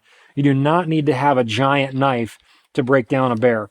A bigger knife comes in handy with more belly, more of a sweeping belly on it when you get into fleshing, like long strokes on a fleshing beam for a much bigger bear. Black bear, I can zip a black bear apart and turn it from raw hide, toes in, head in maybe an hour with that knife and sharpen it maybe once, probably not even at all. So any questions about skinning or hide care or anything like that? The last thing I'll add with hide care is once you get it home, if you're going to use Rob, call him as soon as you get into cell service if you're outside of cell service. Or call him if you know you have bears and you think you're going to get one. Call him and say, hey, I think I want your help to turn this hide. Can I bring it straight to you? Make arrangements with him and figure that out ahead of time. At the very least, especially in June, man. Last year, I went into one of my baits, and 2 times in a row, when I left my truck at like 4:30, it was 93 degrees. That is a hot, hot, hot day to try to preserve a fur coat with fat on it. So what I do is when I drive out of town, if I'm going to be out bear hunting for 2 or 3 days, I'm going to fill up a cooler with some ice from the gas station so that I have a cool place to put that bear hide, not directly in the ice water. I don't want it wet, but I'll lay a trash bag down on the bottom of it to keep it off the water, and then I'll put that bear hide in there. Even if I still have the skull in it, I'm going to do that at home. It'll keep the hide from warming up. If you don't have that option, most of us have 4-wheeler ramps. Even if I'm not taking my wheeler out to the bear bait, I'll leave those ramps folded up in the bed of my pickup, and I'll leave bags of meat or the hide out of the game bag, meat side up, hair side down, and then drive home so that it's getting airflow over and underneath that rack, and it's keeping the thing at least from getting any warmer. You want to drop that temperature as soon as possible, so keep it dry, Keep it cool if possible. If you can, put it in ice. Don't freeze it. If the bones are still in it, head and feet are still in it, and it's not fleshed, it hasn't been cooled, absolutely do not freeze it. Cool it and contact somebody who knows. Question before we move on. Okay, meat care. We're going to cover this real fast. You have to keep black bear meat in almost every unit, I believe every unit in the state for black bears until June 1st. If you shoot a black bear before June 1st, you have to salvage the meat. There are specific requirements on what meat you have to salvage from a black bear carcass in the regulations from Fish and Game. The same thing applies to that. Bear meat is very naturally oil. It's kind of greasy. Like I said, it's the natural pork of Alaska. It's very oily, makes really good sausages, but if it doesn't get cooled off soon, I've noticed that it'll go bad sooner than moose or black-tailed deer or even caribou will. That oiliness to the meat, it can go rancid a lot faster, especially if it's still on the bone. That meat along the bones will, what we call bone sour, a lot faster. And even if when you get home and you think, all right, yeah, it's 12 hours later, smells fine, looks fine, and then you cut down to the bone and you start peeling off that ham, and the inside layer of meat all around the bone is kind of a brown or green tinge and kind of smells a little bit, that's bone souring. Cut that off, throw it away. That's garbage. So the sooner you can get it cooled off and dry and in a shaded area, like my garage is a perfect place for that in June because the heat's not on, the concrete floor is cool, and it's in the shade. And I'll go hang it in there, even if I have to go back to work the next day, and it's going to be fine for a day. I'll put a box fan in there and blow some air around it and keep it cool. If it's at like 55 degrees, you're golden. So make sure you keep that in mind, especially with bear meat. I still keep black bear meat even in June because it eats good. And there's no reason that you're going to shoot that bear and then not put in the work to eat it. Any questions about meat care or meat quality or anything to do with bear meat? Go ahead. Unfortunately, I'm running the apartment. Yep. So I don't have Sorry, I was talking bad about Colorado earlier. We love you. But I used to just do that in the garage. But, Yeah. Unfortunately, I haven't had to deal with it. Well, everybody starts sucking, so. Yep. Do you have any tips if you don't have access to like the garage or places to take it or how to care for it? Or how to process it yourself? You don't have anywhere easily. I mean, there's always a way, but that's going to be just you developing a connection somewhere.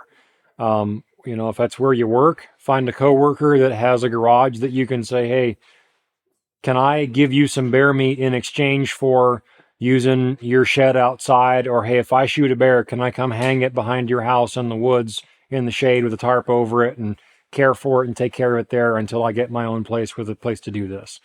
There's somebody, I guarantee, that you're connected to. You know, they always say that you're never 7 people more removed from Genghis Khan or something like that, you know, something crazy.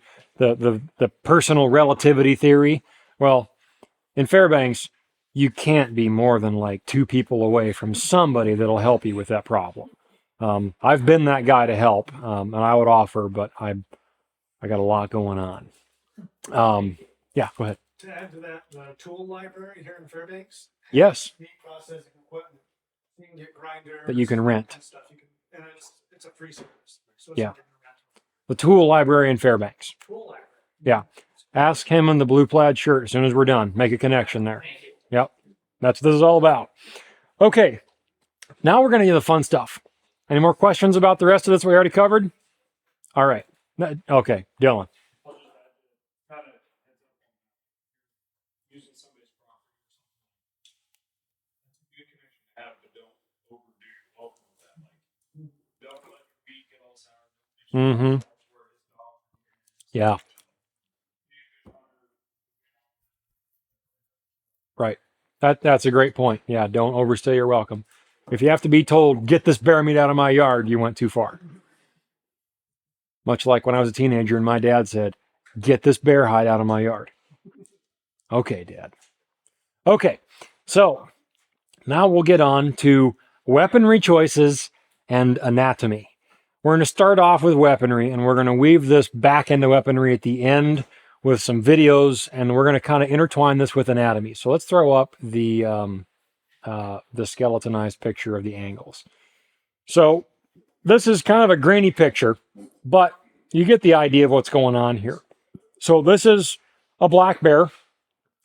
This is actual bones that were copied and transferred and then put a bear carcass together and put some hide around it.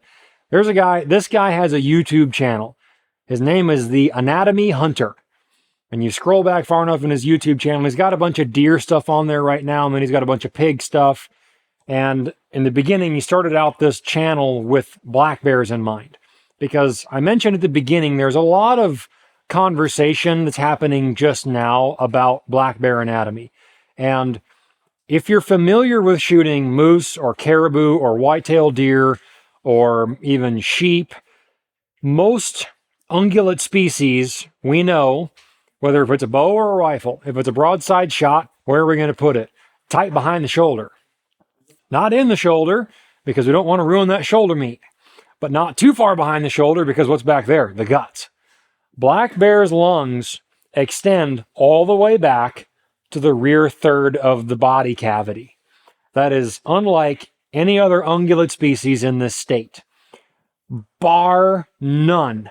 The most animals that I see get shot, whether it's guiding or personal connections that I have in town and I hear the stories from, is bears that are shot too low and too far forward, because there ain't lung here. There ain't heart there. The heart is back here, and the lungs taper up just like the rib cage does. You can see this is the bottom of the rib cage right down here. This is all hair. Bears are going to differ from animal to animal on how long the hair is. Usually the early in the season, the longer the hair is still going to be, unless you get a bear that had mites or froze his hair in the den and rolled over and yanked a bunch of it out. But usually the heavier coats are earlier in the year. That one bear that I told you I shot way early in the season, not the biggest bear I ever shot, but the hair is like, I'm talking like Ron Burgundy, like thick, luscious locks on this black bear. They don't usually get like that in June. They're kind of thinning out. They lose that under hair. They got a lot of long guard hairs left, but it's not super thick, fine hair on the underside of the coat. So you have to be careful of that when you're shooting a bear, not to shoot too low, especially from an elevated position. Don't think about your shot angles on a bear based on where you're going to hit it. Base your shot angle decisions off of where is that projectile or arrow going to exit the animal. Because if I'm shooting from a downhill angle like this, and I hit this bear here, I might only get one lung, depending on what the angle is, how steep I am. That's another reason why I don't put my elevated stands over maybe ceiling height, and more like drop ceiling height over there. And that's even pretty dang high for me. I've shot a lot of bears from tree stands that I can walk into my bait, reach up and slap the bottom of it. Not when there's grizzly bears there. But I've even had some black bears that'll come up, stand up, climb up your tree a little bit and look at you. And I've got a video of one playing peekaboo with my 10 millimeter. And he was doing this, and I kid you not, like this. And I'm talking to him in a normal tone of voice, just like I'm talking to you right now. And I was saying, hey, stop it. You stop it. Because my wife was up to shoot. She didn't want me to shoot her bear. But he was in there. Was a color-faced boar with a sow. So he was just curious and wanted to know who's here. I got her on a date. What are you trying to do to me? And he came up the stand, and my wife would have been very upset if I would have shot him in the forehead. Would have been real easy to do that. But he was just curious. And he came up, and that was a short tree stand. And he came up, and he hissed, and he smacked the side of the tree and did that. And I just warded him off, and then he got down and tried to eat my pack frame. Then he dropped it. From then on, my pack frame back up in the tree with me. Now they can't do that. But bears are pretty curious. But anyway, we got off on that by elevation of stand height. The lower you are to the ground, the flatter your trajectory is going into the animal. Therefore, the less you have to worry about entry height versus exit height. you want to be on any bear alive in the world, you want to find the back of the leg and the front of the back leg, split that distance in half, which is here, and then come forward 2-3 inches. So find the middle of the rib cage between the legs. Find the middle, cheat a little bit to the front. 100 times out of 100, that is a double lung shot. You will find that bear dead, wadded up in the woods somewhere. I've shot, I don't know, a lot of bears with a bow. My wife, like I said, probably killed about a half a dozen with a bow. And she's not shooting no 60-pound bow either.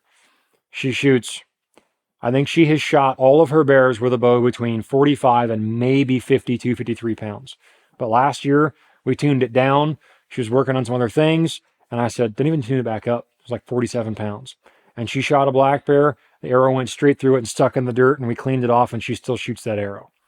You do not need, and this is not good for the archery shop, but you don't need the new Hoyt 90-pound bow.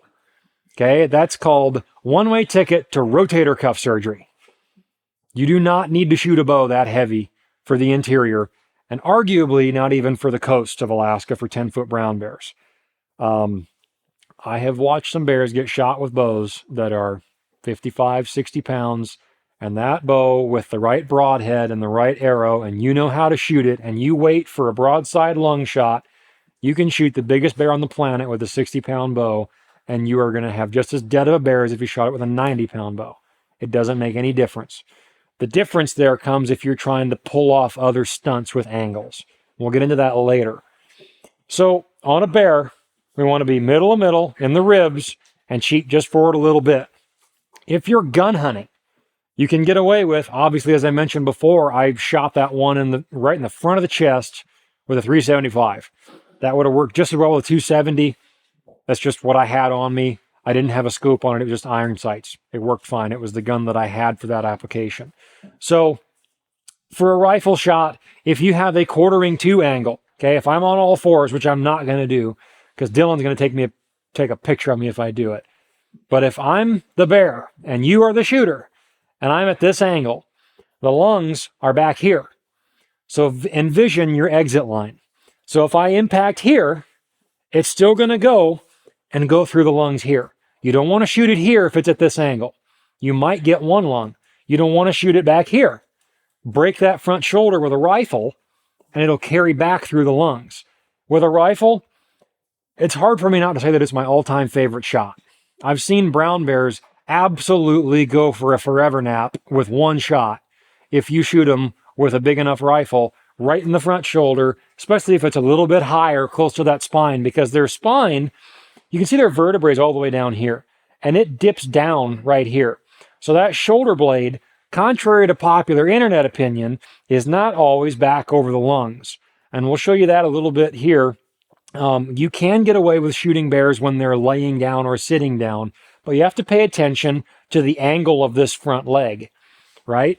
This shoulder blade is back a little bit.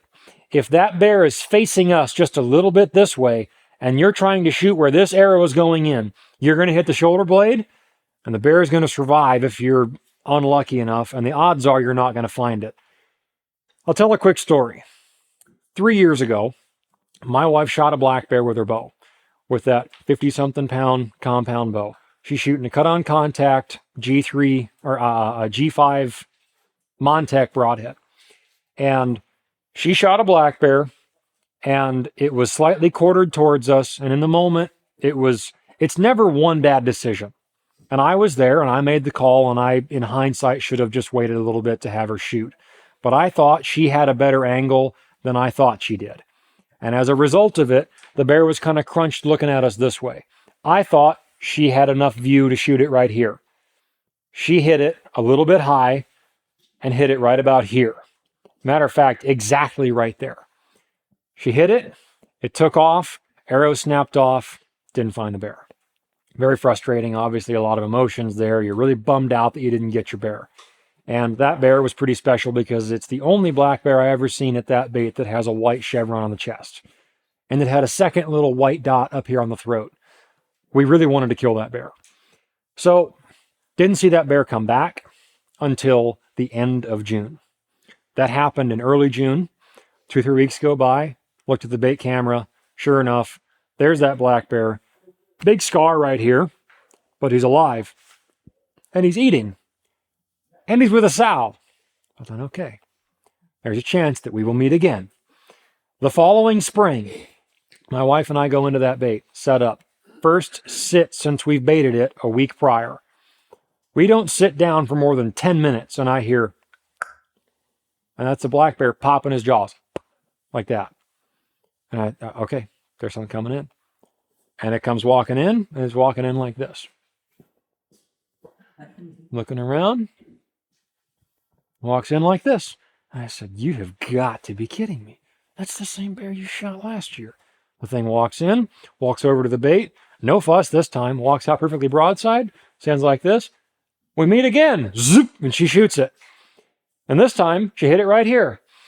That bear went from here to that stack of foam blocks and sang the blues, which is the death moan. Died in a mud puddle, but dead as a doornail. I skinned out that bear. And I specifically looked underneath all the scar tissue that was right here. And I found a G5 Montec broadhead sticking through the shoulder blade right here at the ridge. It had poked through the shoulder blade, and the broadhead, the insert was still in the back of the shoulder blade, and the broadhead was touching a vertebrae. And it was all calcified over and knotted in and grown together. So I cut the shoulder blade out, and I put that in the game bag, and we have that at home now. It serves the point. Number one, they're tough and resilient. And just because you think you're going to hit them in a good spot doesn't guarantee that you're going to. Aim for the biggest target you've got. The lungs are like shooting through bags of air. A bear hide is nothing to shoot through.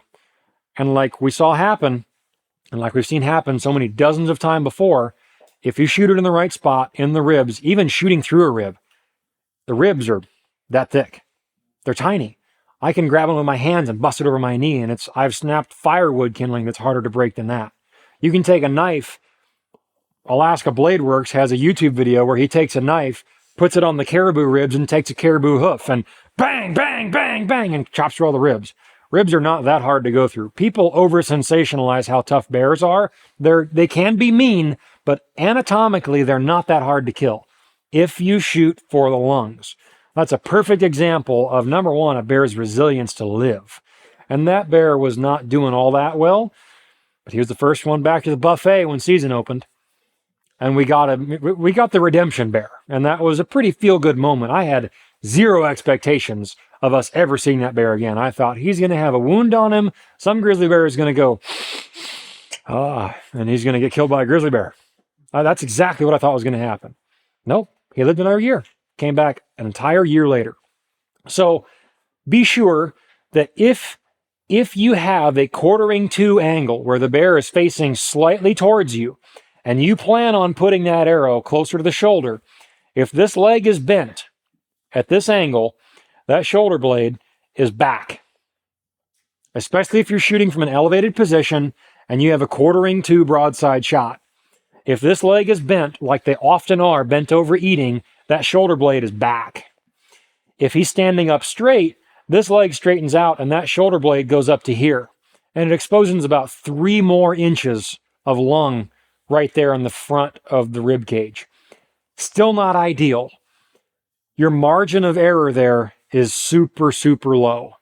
Can be done, but if you're a beginner, I wouldn't take your chances until you've shot maybe 3 or 4 bears. Then you can become more confident with your setup, with your system, being able to shoot when you're sitting there and you're standing like this. Oh my goodness, I can't believe, where's my sight at? You know, and we've all been there. I'll never forget the adrenaline rush I got when I shot my first black bear. I was shooting a recurve. I was 18, 19 years old, maybe 17 or 18. And I was in the tree stand with my father-in-law. Mo had shot a bear the night before with his compound. I went out to a bear bait with my father-in-law, and in the same night, I shot my first black bear with a recurve, and my father-in-law shot another bear with his compound. So I was a part of 3 bear kills in 24 hours. You talk about the world's best crash course into bear hunting. And ever since then, I've been like a junkie. I'm going to do it again. So in that moment, when I'm sitting there and I knew my turn. I'd seen bears come into the bait before, but I'll never forget that feeling of when a bear comes in and I know it's my turn.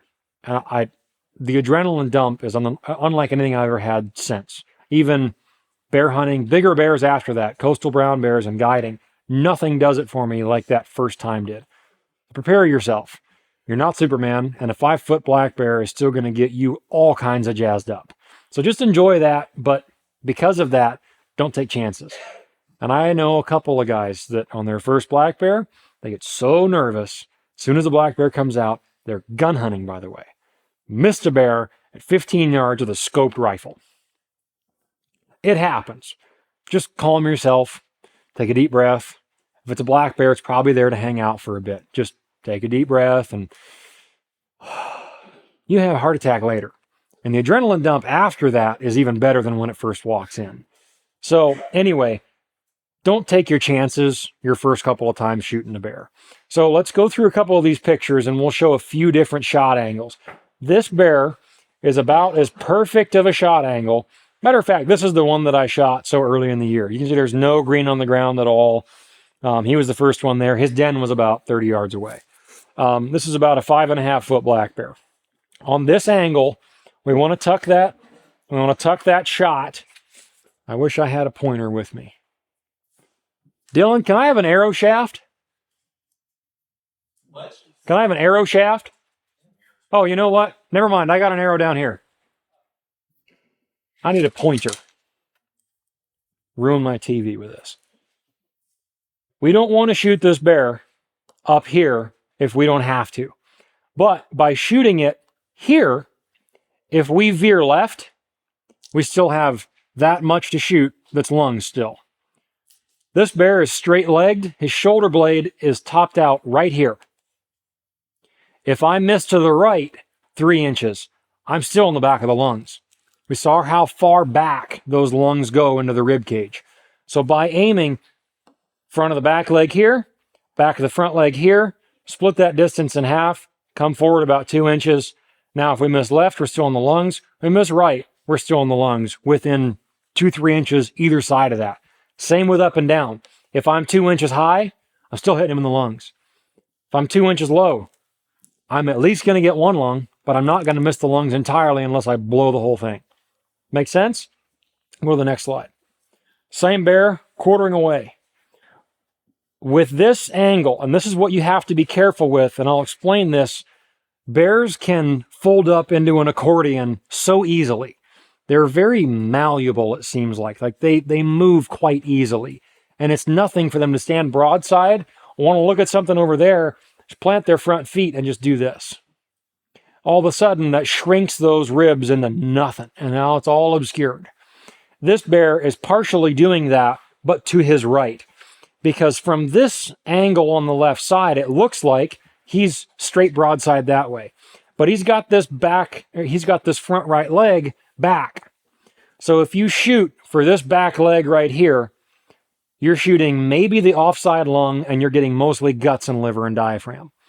It'll kill it, but with a bow, it's going to be a long blood trail, and bears don't bleed all that well. So with this animal, we're still going to take the front of the back leg, the back of the front leg, split that in half, and I want to go back like 2 inches right here. Does that make sense? Do you see what I'm talking about? Because even though this side looks like I should shoot him back here to hit the offside leg, that's what we're all normally taught. You want to shoot for the offside leg on a quartering away shot. That's not the case on this picture because that front leg is back 4 or 5 inches. So if you shoot for that offside leg from this angle of the photo, that's not going to be an ideal shot angle. So you actually want to always reference the side that's facing you, split that in half, envision where the lungs are front to back, learn to see like Superman. X-ray vision, always picture like if the vitals are on a 360 dial in the animal, and you can just rotate it in your head and go, all right, if I shoot him here, where are those lungs at? Where am I going to have to go? And you'll see it, and it's right here, just back of that center of lung shot. Make sense? Okay, we'll go to the next one. This one, is a whole different story, and you can see what I'm talking about here. This one has both front legs together like this. So in this scenario, I actually want to shoot this bear in the exact same spot, but you see where it's going to exit. Now this arrow is going to enter here, and it's going to exit behind the front shoulder. The last slide, that arrow would have exited into, if not out the front of the front shoulder. So you can see what I'm talking about there. That offside leg on a bear, because they can manipulate their chest so easily, it will mess you up. And I have done it. Even in the last few years, I've shot a bear, hit the offside leg because I thought I was in the right angle for that. Ended up being not the case. And I got away with it. I still hit the lungs, but I was high in the lungs, or I was back in the lungs. So understanding that they can accordion their chest up pretty tight one way or the other, use that offside front leg as a judge for that. Okay, we'll go to the next one. This is mom and the kids. That's just for fun. We'll go to the next one. Now this is a grizzly bear. Now, this is a black and white picture at night. Here's again, it's taken a step. Sometimes they'll stand like that. Right here is the perfect example of a slightly quartering away shot where you do want to shoot for the offside leg, because back of the front leg, front of the back leg, split that in half, is right here. You see how that's different there? Okay. On that one, you're not going to get a fall. You're probably not going to get a pass through unless you're shooting the Hoyt 90-pound bow. All right, go to the next one. This is an entry hole. This black bear I shot. This leg is just slightly back from straight up and down. And you can see, and this is kind of looking forward on that back leg, but that back leg line is right about here. This front leg line is more like here. And I split that in half and then came forward a couple inches. And that bear did what almost any other bear does when you shoot him in that spot. It went about 15 yards, tipped over and huffed and puffed, and that was it. So go to the next one. This shot you have to be really careful about. This is a grizzly bear. This is the one that showed up about 4 hours after I set this bait up. This tree was whole when I put that bait out, and he tore off a section about that thick and just tore it off like a slab of lumber trying to get that chain. You can see I have it wrapped. That's one of those cable ties, and that's a different barrel. That was a nice round hole, and he ended up making short work of that. This is a monster grizzly bear for the interior. This is quite a nice bear. Unfortunately, he's probably still alive or just died of old age because you can't shoot him there. I don't bait there anymore because I don't like wasting money. But this is a perfect example of a dangerous shot because your margin of error has gone down here.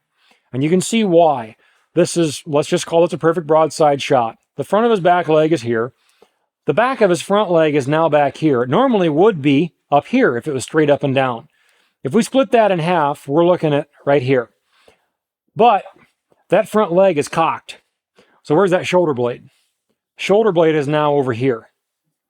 And a grizzly bear of this size has a shoulder blade more about that wide. As far as a normal black bear, the top of it is maybe that big around. So this shoulder blade is now kind of covering your high and forward long shot. This leg, the humerus, maybe? I'm no doctor. But this upper, let's call it the bicep bone, is now further back at an angle. And then we have the shoulder blade joint right here, which would be our elbow, that's more up here. This would be like a knee. But this angle comes back here like this. So what you have now is a shot that's ideal to put right here. But 3 inches that way is hard bone. Your odds and your margin of error shrinks significantly with an archery shot in this case. If you're close, this is another reason why I really like 10, 15 yard shots at a bait. My favorite bait of all time is 11 yards from the stand to the bait site. It's tight and it's a piece of cake. You can pull off more precision shots if your entire sight pin housing fits inside of the ideal kill box in the rib cage. If you don't even have to worry about it, you just center that big ring right where you want to shoot it, and from your 20 to your 70 is all dead in the lungs. It's hard to mess that up unless you jerk the trigger. So a closer shot, a more experienced shooter, and you can sneak that arrow in right there, and you're going to be just fine. As a first-time bear hunter, if you get a bear that's kind of crouched down like that, and he's got that arm bent a little bit, don't shoot that. Just wait until he straightens up. He's going to stand up, especially a grizzly bear. A black bear is going to stand up but just look around and protect his own rear end. And they're going to stand up and they're going to be paying attention. They're not just going to come in and lay down and go to sleep on you until they're really comfortable. When they first come in, if they're broadside like this, they're going to stand there, they're going to eat, and they're going to pick their head up. They're going to look like this. And they're going to stand up tall so they can see. As soon as they stand up tall, straighten out that front leg and look away, you draw. Then when they look back, another couple of seconds, you gain your composure, and then you shoot. Okay? That makes sense with the shoulder blade? All right, we'll go to the next one. This is a shot. So before we hit play on this, you can see the top of my head here. This is a sitting black bear. Now, I wish we could enlarge this a bit more. Maybe we can. Or if you want to see it again later, if you're too far away, we can do that after we're done here. This black bear had come in. This is a small 15-gallon poly drum and a bait bucket that I had left there as my indicator. This black bear had come in from this direction, come into about here, sat there facing me. Had not taken a bite of food yet. I'd only seen him on the camera one time before. So I knew he was hesitant about hanging out there. He hadn't been there a lot. He wasn't accustomed to it. This was a relatively new bait. He came in, sat down, looked at me. I had my bow in my hand, but I was waiting for a proper shot. And instead of getting up and going to the bait and giving me a nice broadside shot, he decided to stand up, turn around, walk 3 feet, and sit down facing away. That shot right there, I had this branch in my way. I was actually already at full draw here. I'd been at full draw for about a minute plus, waiting for him because I kept thinking he's going to walk away, he's going to walk away, he's going to walk away. This is an example of an extreme shot angle. And it's all about being able to visualize the vitals on a 360 axis. Being able to spin that around in your mind's eye and visualize not where's the arrow going to go in, where's it going to come out, and what's it going to go through on the way through. And when this bear gets up, he goes to walk out the trail right here. And he's about at this angle. And he's walking almost straight away, but I have a height advantage. This tree stand, I was about as high as the drop ceiling is in here. And that hill is slightly going down. So I had, I don't know, a solid almost 15 feet by the time you get up to my upper body sitting down with my feet that high off the ground. So I'm probably close to 15 feet off the ground, much higher than average. But I knew I didn't have to shoot this bear at this angle. I had to shoot this bear from this angle. And that's exactly what I did. I shot him back at the back of the ribs, behind the last rib, went back through where the kidneys would be on us, and that arrow came up and through at this angle and exited out the side of the throat. And that's with, that bow was a 64-pound, under $1,000 bow with a factory FMJ Axis arrow, factory length, and with 125 grain G5 Montec broadhead. So we'll play that. It happens pretty fast, but you can see the arrow is going to enter about here at the back of the bear. So we can go ahead and roll that. We don't have much audio, apparently. Oh, we skipped it. Try it again.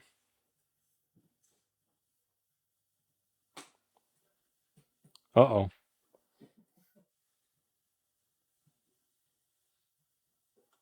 There we go. Turns away, right here.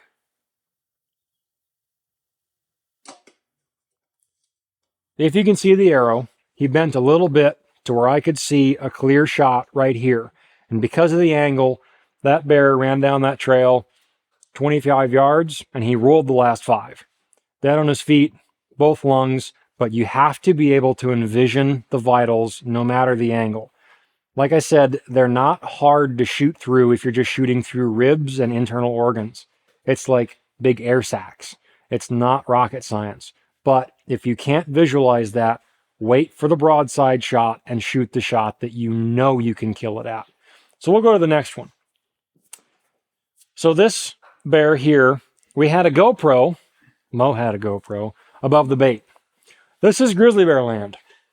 And this is the unlucky sow that walked in on the last day of season last year that I told Mariah, I don't care what kind of grizzly bear walks in, as long as it doesn't have cubs and it's an adult, we're going to kill it because there's too many of them.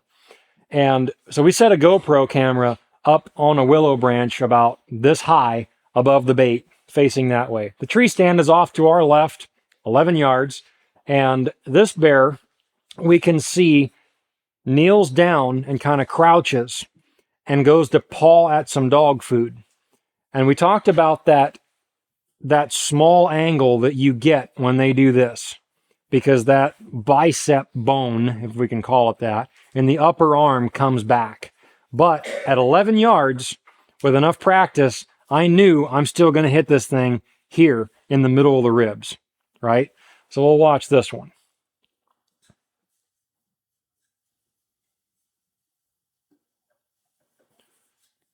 Crouch down, arm goes forward and comes back.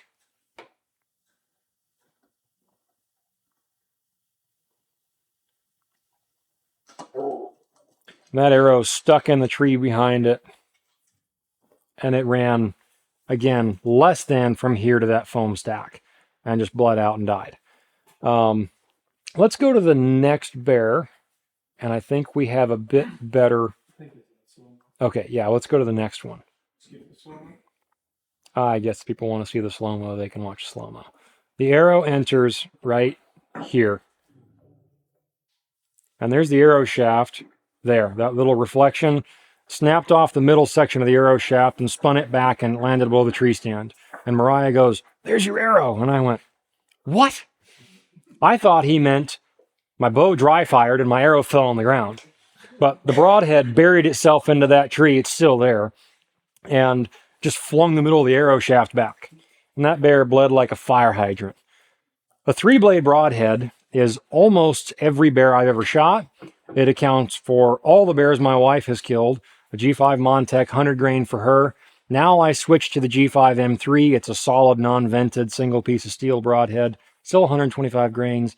Doesn't take heavy duty customized collars and, you know, high FOC. It's bear baits, man. 15 yards if you're doing it right. You don't need the world's best setup. Shoot what you've got. Shoot a sharp broadhead. Basically, anything that Screaming Eagle has that they're going to carry is going to work for any bear in the interior. And we have a pack of mechanical broadheads up here that Andrew likes that we're going to give away the door prize at the end. So we'll go to the next bear here. This one I had some trouble with. So we talk about observing bear behavior, how they act, what their mannerisms are, and I'm being conscious of time here. We're wrapping up. But this one is the one that I had to make a decision on. When you have the option to shoot an animal more than once, you do it. I've never gotten an option to shoot an animal with a bow more than once until this. Now, this black bear had been coming in the year prior, and I'd never gotten a chance at him with a grizzly bear. And him and this grizzly bear were jostling for authority on the bait. So I knew that this was a pretty good-sized black bear. He was deceptive in how big he was. He didn't look that big in person, but he taped it 7 foot square. It's the biggest black bear I ever shot. And then Mo had to shoot one 7'5" the same night I shot this one. I texted Mo on the inReach and said, "Just got a really nice black bear." He goes, "Oh, cool, me too. Probably 6.5. Mo's your classic underestimate guy. We get back to town. I walk over to his bear and went, I shot a dink compared to that. So underestimate your bear size if it helps. But this bear, I was aiming to shoot right here on a slightly quartered away laying down shot, because the shoulder blade is all the way up here on this quartering away shot, even when he's laying down. So a quartering away shot, I knew his front offside leg was about here. So I thought, what if I shoot him through the lungs and I aim for that offside leg, because that's where it lines up here, and I try to break that bone. Will it work? Usually on a broadside shot through the lungs, it's going to do what that grizzly bear did, or what that first black bear did. Even on the extreme angle, the arrow just goes right through him. Even on my wife's lighter draw weight bow, they just go through if it's just a lung shot. So on this bear, I knew the arrow wouldn't go all the way through because it was going to hit hard bone, and it hit right here, right in between the elbow and the shoulder joint, where the shoulder blade starts. And I shot him right there, Again, same bow. Bought a new bow last year. Got to test it out this year on a black bear. But that was the same 64-pound plain Jane, nothing fancy factory arrow setup with a G3 or a G5 M3 broadhead. And I hit this bear right here, and you'll see it in the footage, and it broke that offside leg. When a black bear gets hit, or any bear gets hit for that matter, with a bow at a bear bait, especially with a bow, they stand up and they run off. Never had one do anything differently than that. Never. They always, even if it's just from here to the back of the room, and they'll run off and you'll hear them stop and they'll pitter patter, pitter patter, pitter, and they'll stop and you'll hear them. And then you'll hear them tip over, and then they're going to do the death moan if they're a black bear. But you'll hear that process. This bear was king of the bait. He knew it, and I knew it. And I knew when he walked in, I got to shoot this bear. This is the bear I've been after. And I shot him, and you'll see that he goes over and stands behind this barricade a little bit. This is a natural barricade, which is my favorite. And I didn't have to cut this tree down. So let nature work for you. And he stood up, walked over here, and instead of walking out the trail that the grizzly bear did in the last video, he stands here, turns around, and comes back out this way. My tree stand is here, 11 yards away, at this height. And this bear is 7 foot tall. The week prior, my wife had shot the color phase bear that I've been playing peekaboo with a pistol with. So I already had some experiences at this bait that season with them being a little bit more antagonistic. That happens in the rut. These bears don't really know what people are. They're very remote. And this bear decided that I would rather fight than run. I earned this spot from the grizzly bear, from Fred, who he had been fighting, the 8-foot grizzly bear. And he had a place at the table against a grizzly bear. That's impressive. This bear had all kinds of scars. He's got a big bite mark on the top of his head on the tanned hide that I have in my podcast room. Shot him, walks over here, comes back over here, and it happens super fast. But you'll see him, he looks around, he plants his front leg, looks up, looks away, ears go back, and you can hear him. You won't be able to hear it from this far away, but I heard him, a little bit of a hiss. Lets out that breath of air, plants his front foot, and looks up and looks away. At this point, I'm sitting in a chair identical to one of these metal folding chairs in a platform stand. I had put my wife on my left because the bear trail is on my right. With my knowledge of the peekaboo bear incident the week prior, I thought I would rather be sitting on the right side with a pistol or a handgun in case a bear comes in on that trail, stands up.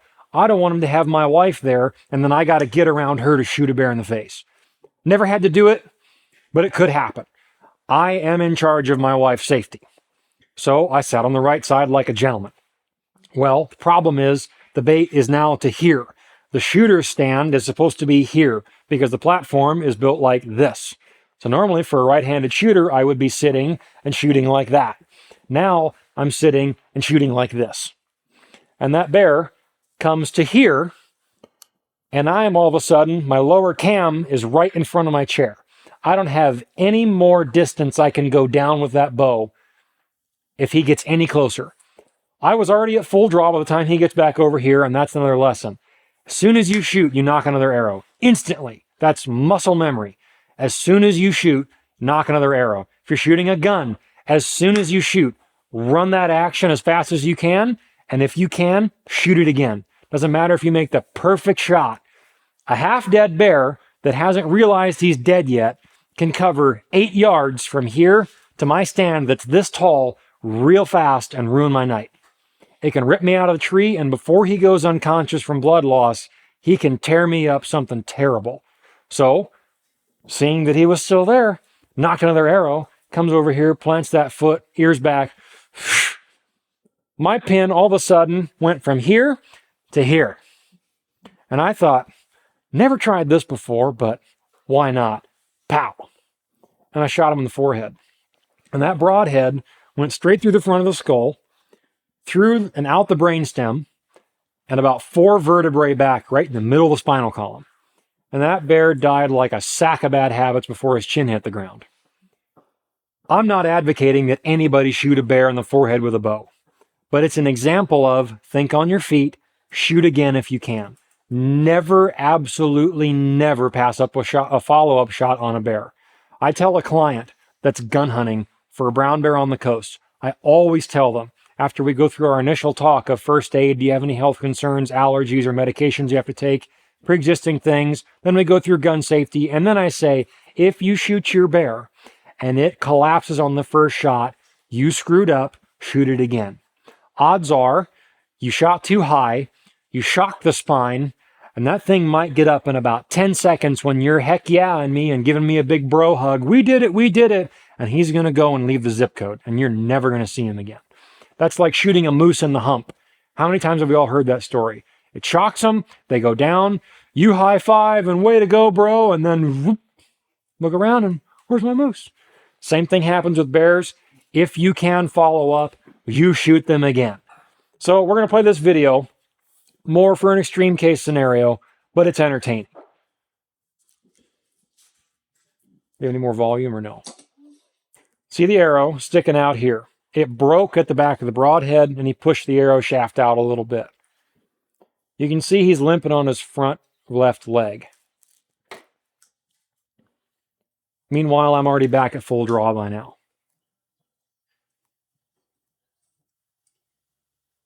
Ears go back, plants the foot, hisses.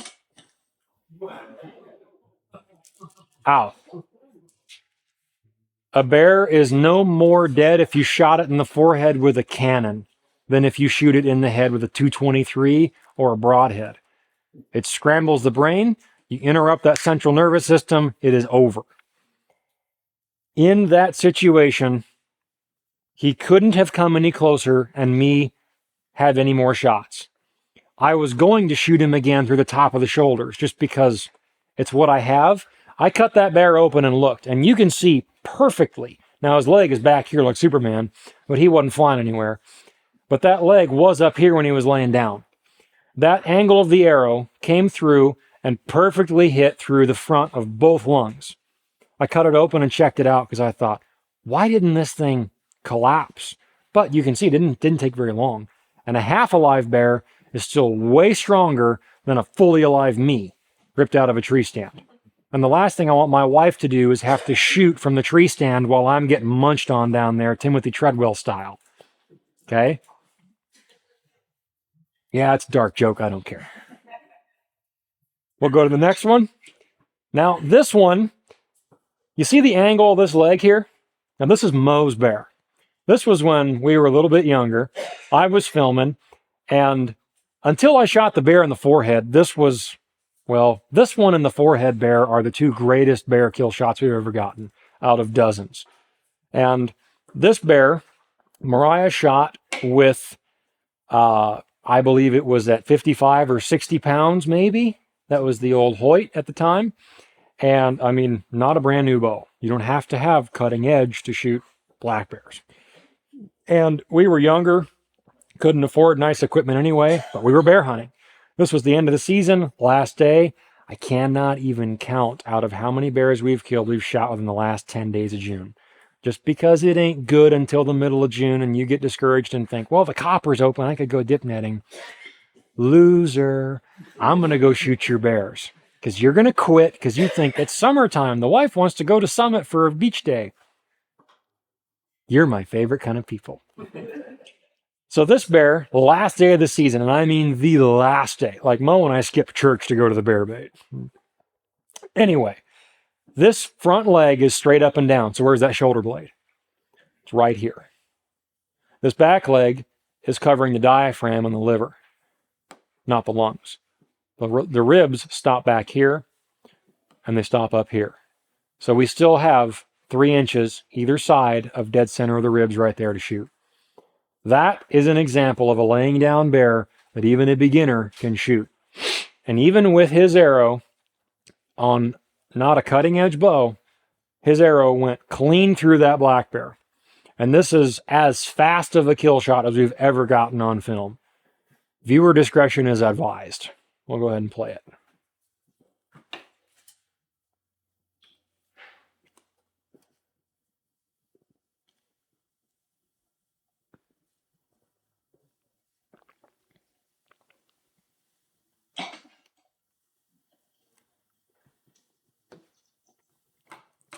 Notice the blood. Instantly.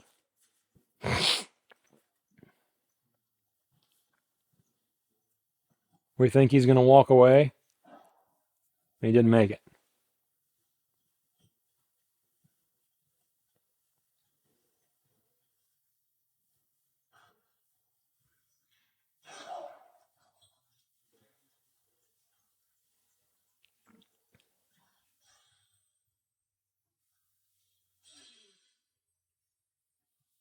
And you can see when when the front leg is back like that, it looks like that shot is right behind the shoulder, but it's not, because you saw that Mo waited until that leg was back forward, and you can see when he turned back towards us, how much he accordioned those ribs together. Turned away, opens it right back up. And that's double lung all day, dead in seconds. And that bear is unconscious before his head even hits the ground. You go unconscious from blood loss, and it's over. They don't even know what's happening anymore. That is as quick and as clean of a kill shot as you can possibly ask for. Anyone who says that archery shot bears can go a long ways if you don't hit them right is right. But anyone who says that they can go a long ways even if you shoot them in double lungs is a horrible shot, or they've never actually done anything with bears before. Don't listen to those people. Our data set in our group of bear hunters is very, very big. Hundreds in our family and friend group that we've shot. If you shoot them in double lungs, you're following up on a dead bear. Don't subscribe to the mindset of, if you're gun hunting, shoot them in the shoulder to break them down so they can't run away. Wrong. If my gun jams and I only get one shot off, and my backup shooter doesn't get a shot off, or he misses, and all we get is one bullet into a bear, I want to know that I'm tracking a dead bear, not a three-legged bear. Three-legged bears can still charge. And I've had to shoot more than one of those off of a client, or from a client that shot one too far forward, hit it in the shoulder, go in the brush after it, and it turns around to fight. They are far from dead with three legs. Far from it. You ever seen a three-legged dog? Know what his name is? Lucky. So, any more? All right. Questions, comments, concerns about anatomy or weaponry choices? We got a few more little blurbs to cover about before we move on, but we're just about done here. All right. As far as bear baiting goes, you don't need to have a 375 whopper banger to carry into a bear bait. My personal preference, I almost brought it today, but didn't think it necessary, is a Marlin 4570 with a 16-inch barrel.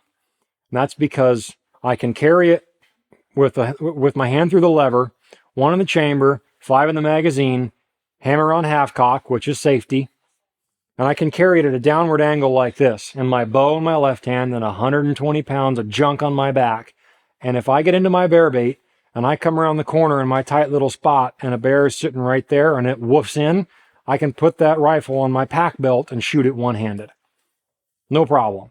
There's not enough muzzle rise. It just goes into your hip. Practice doing it. All you need to be able to do is hit it somewhere.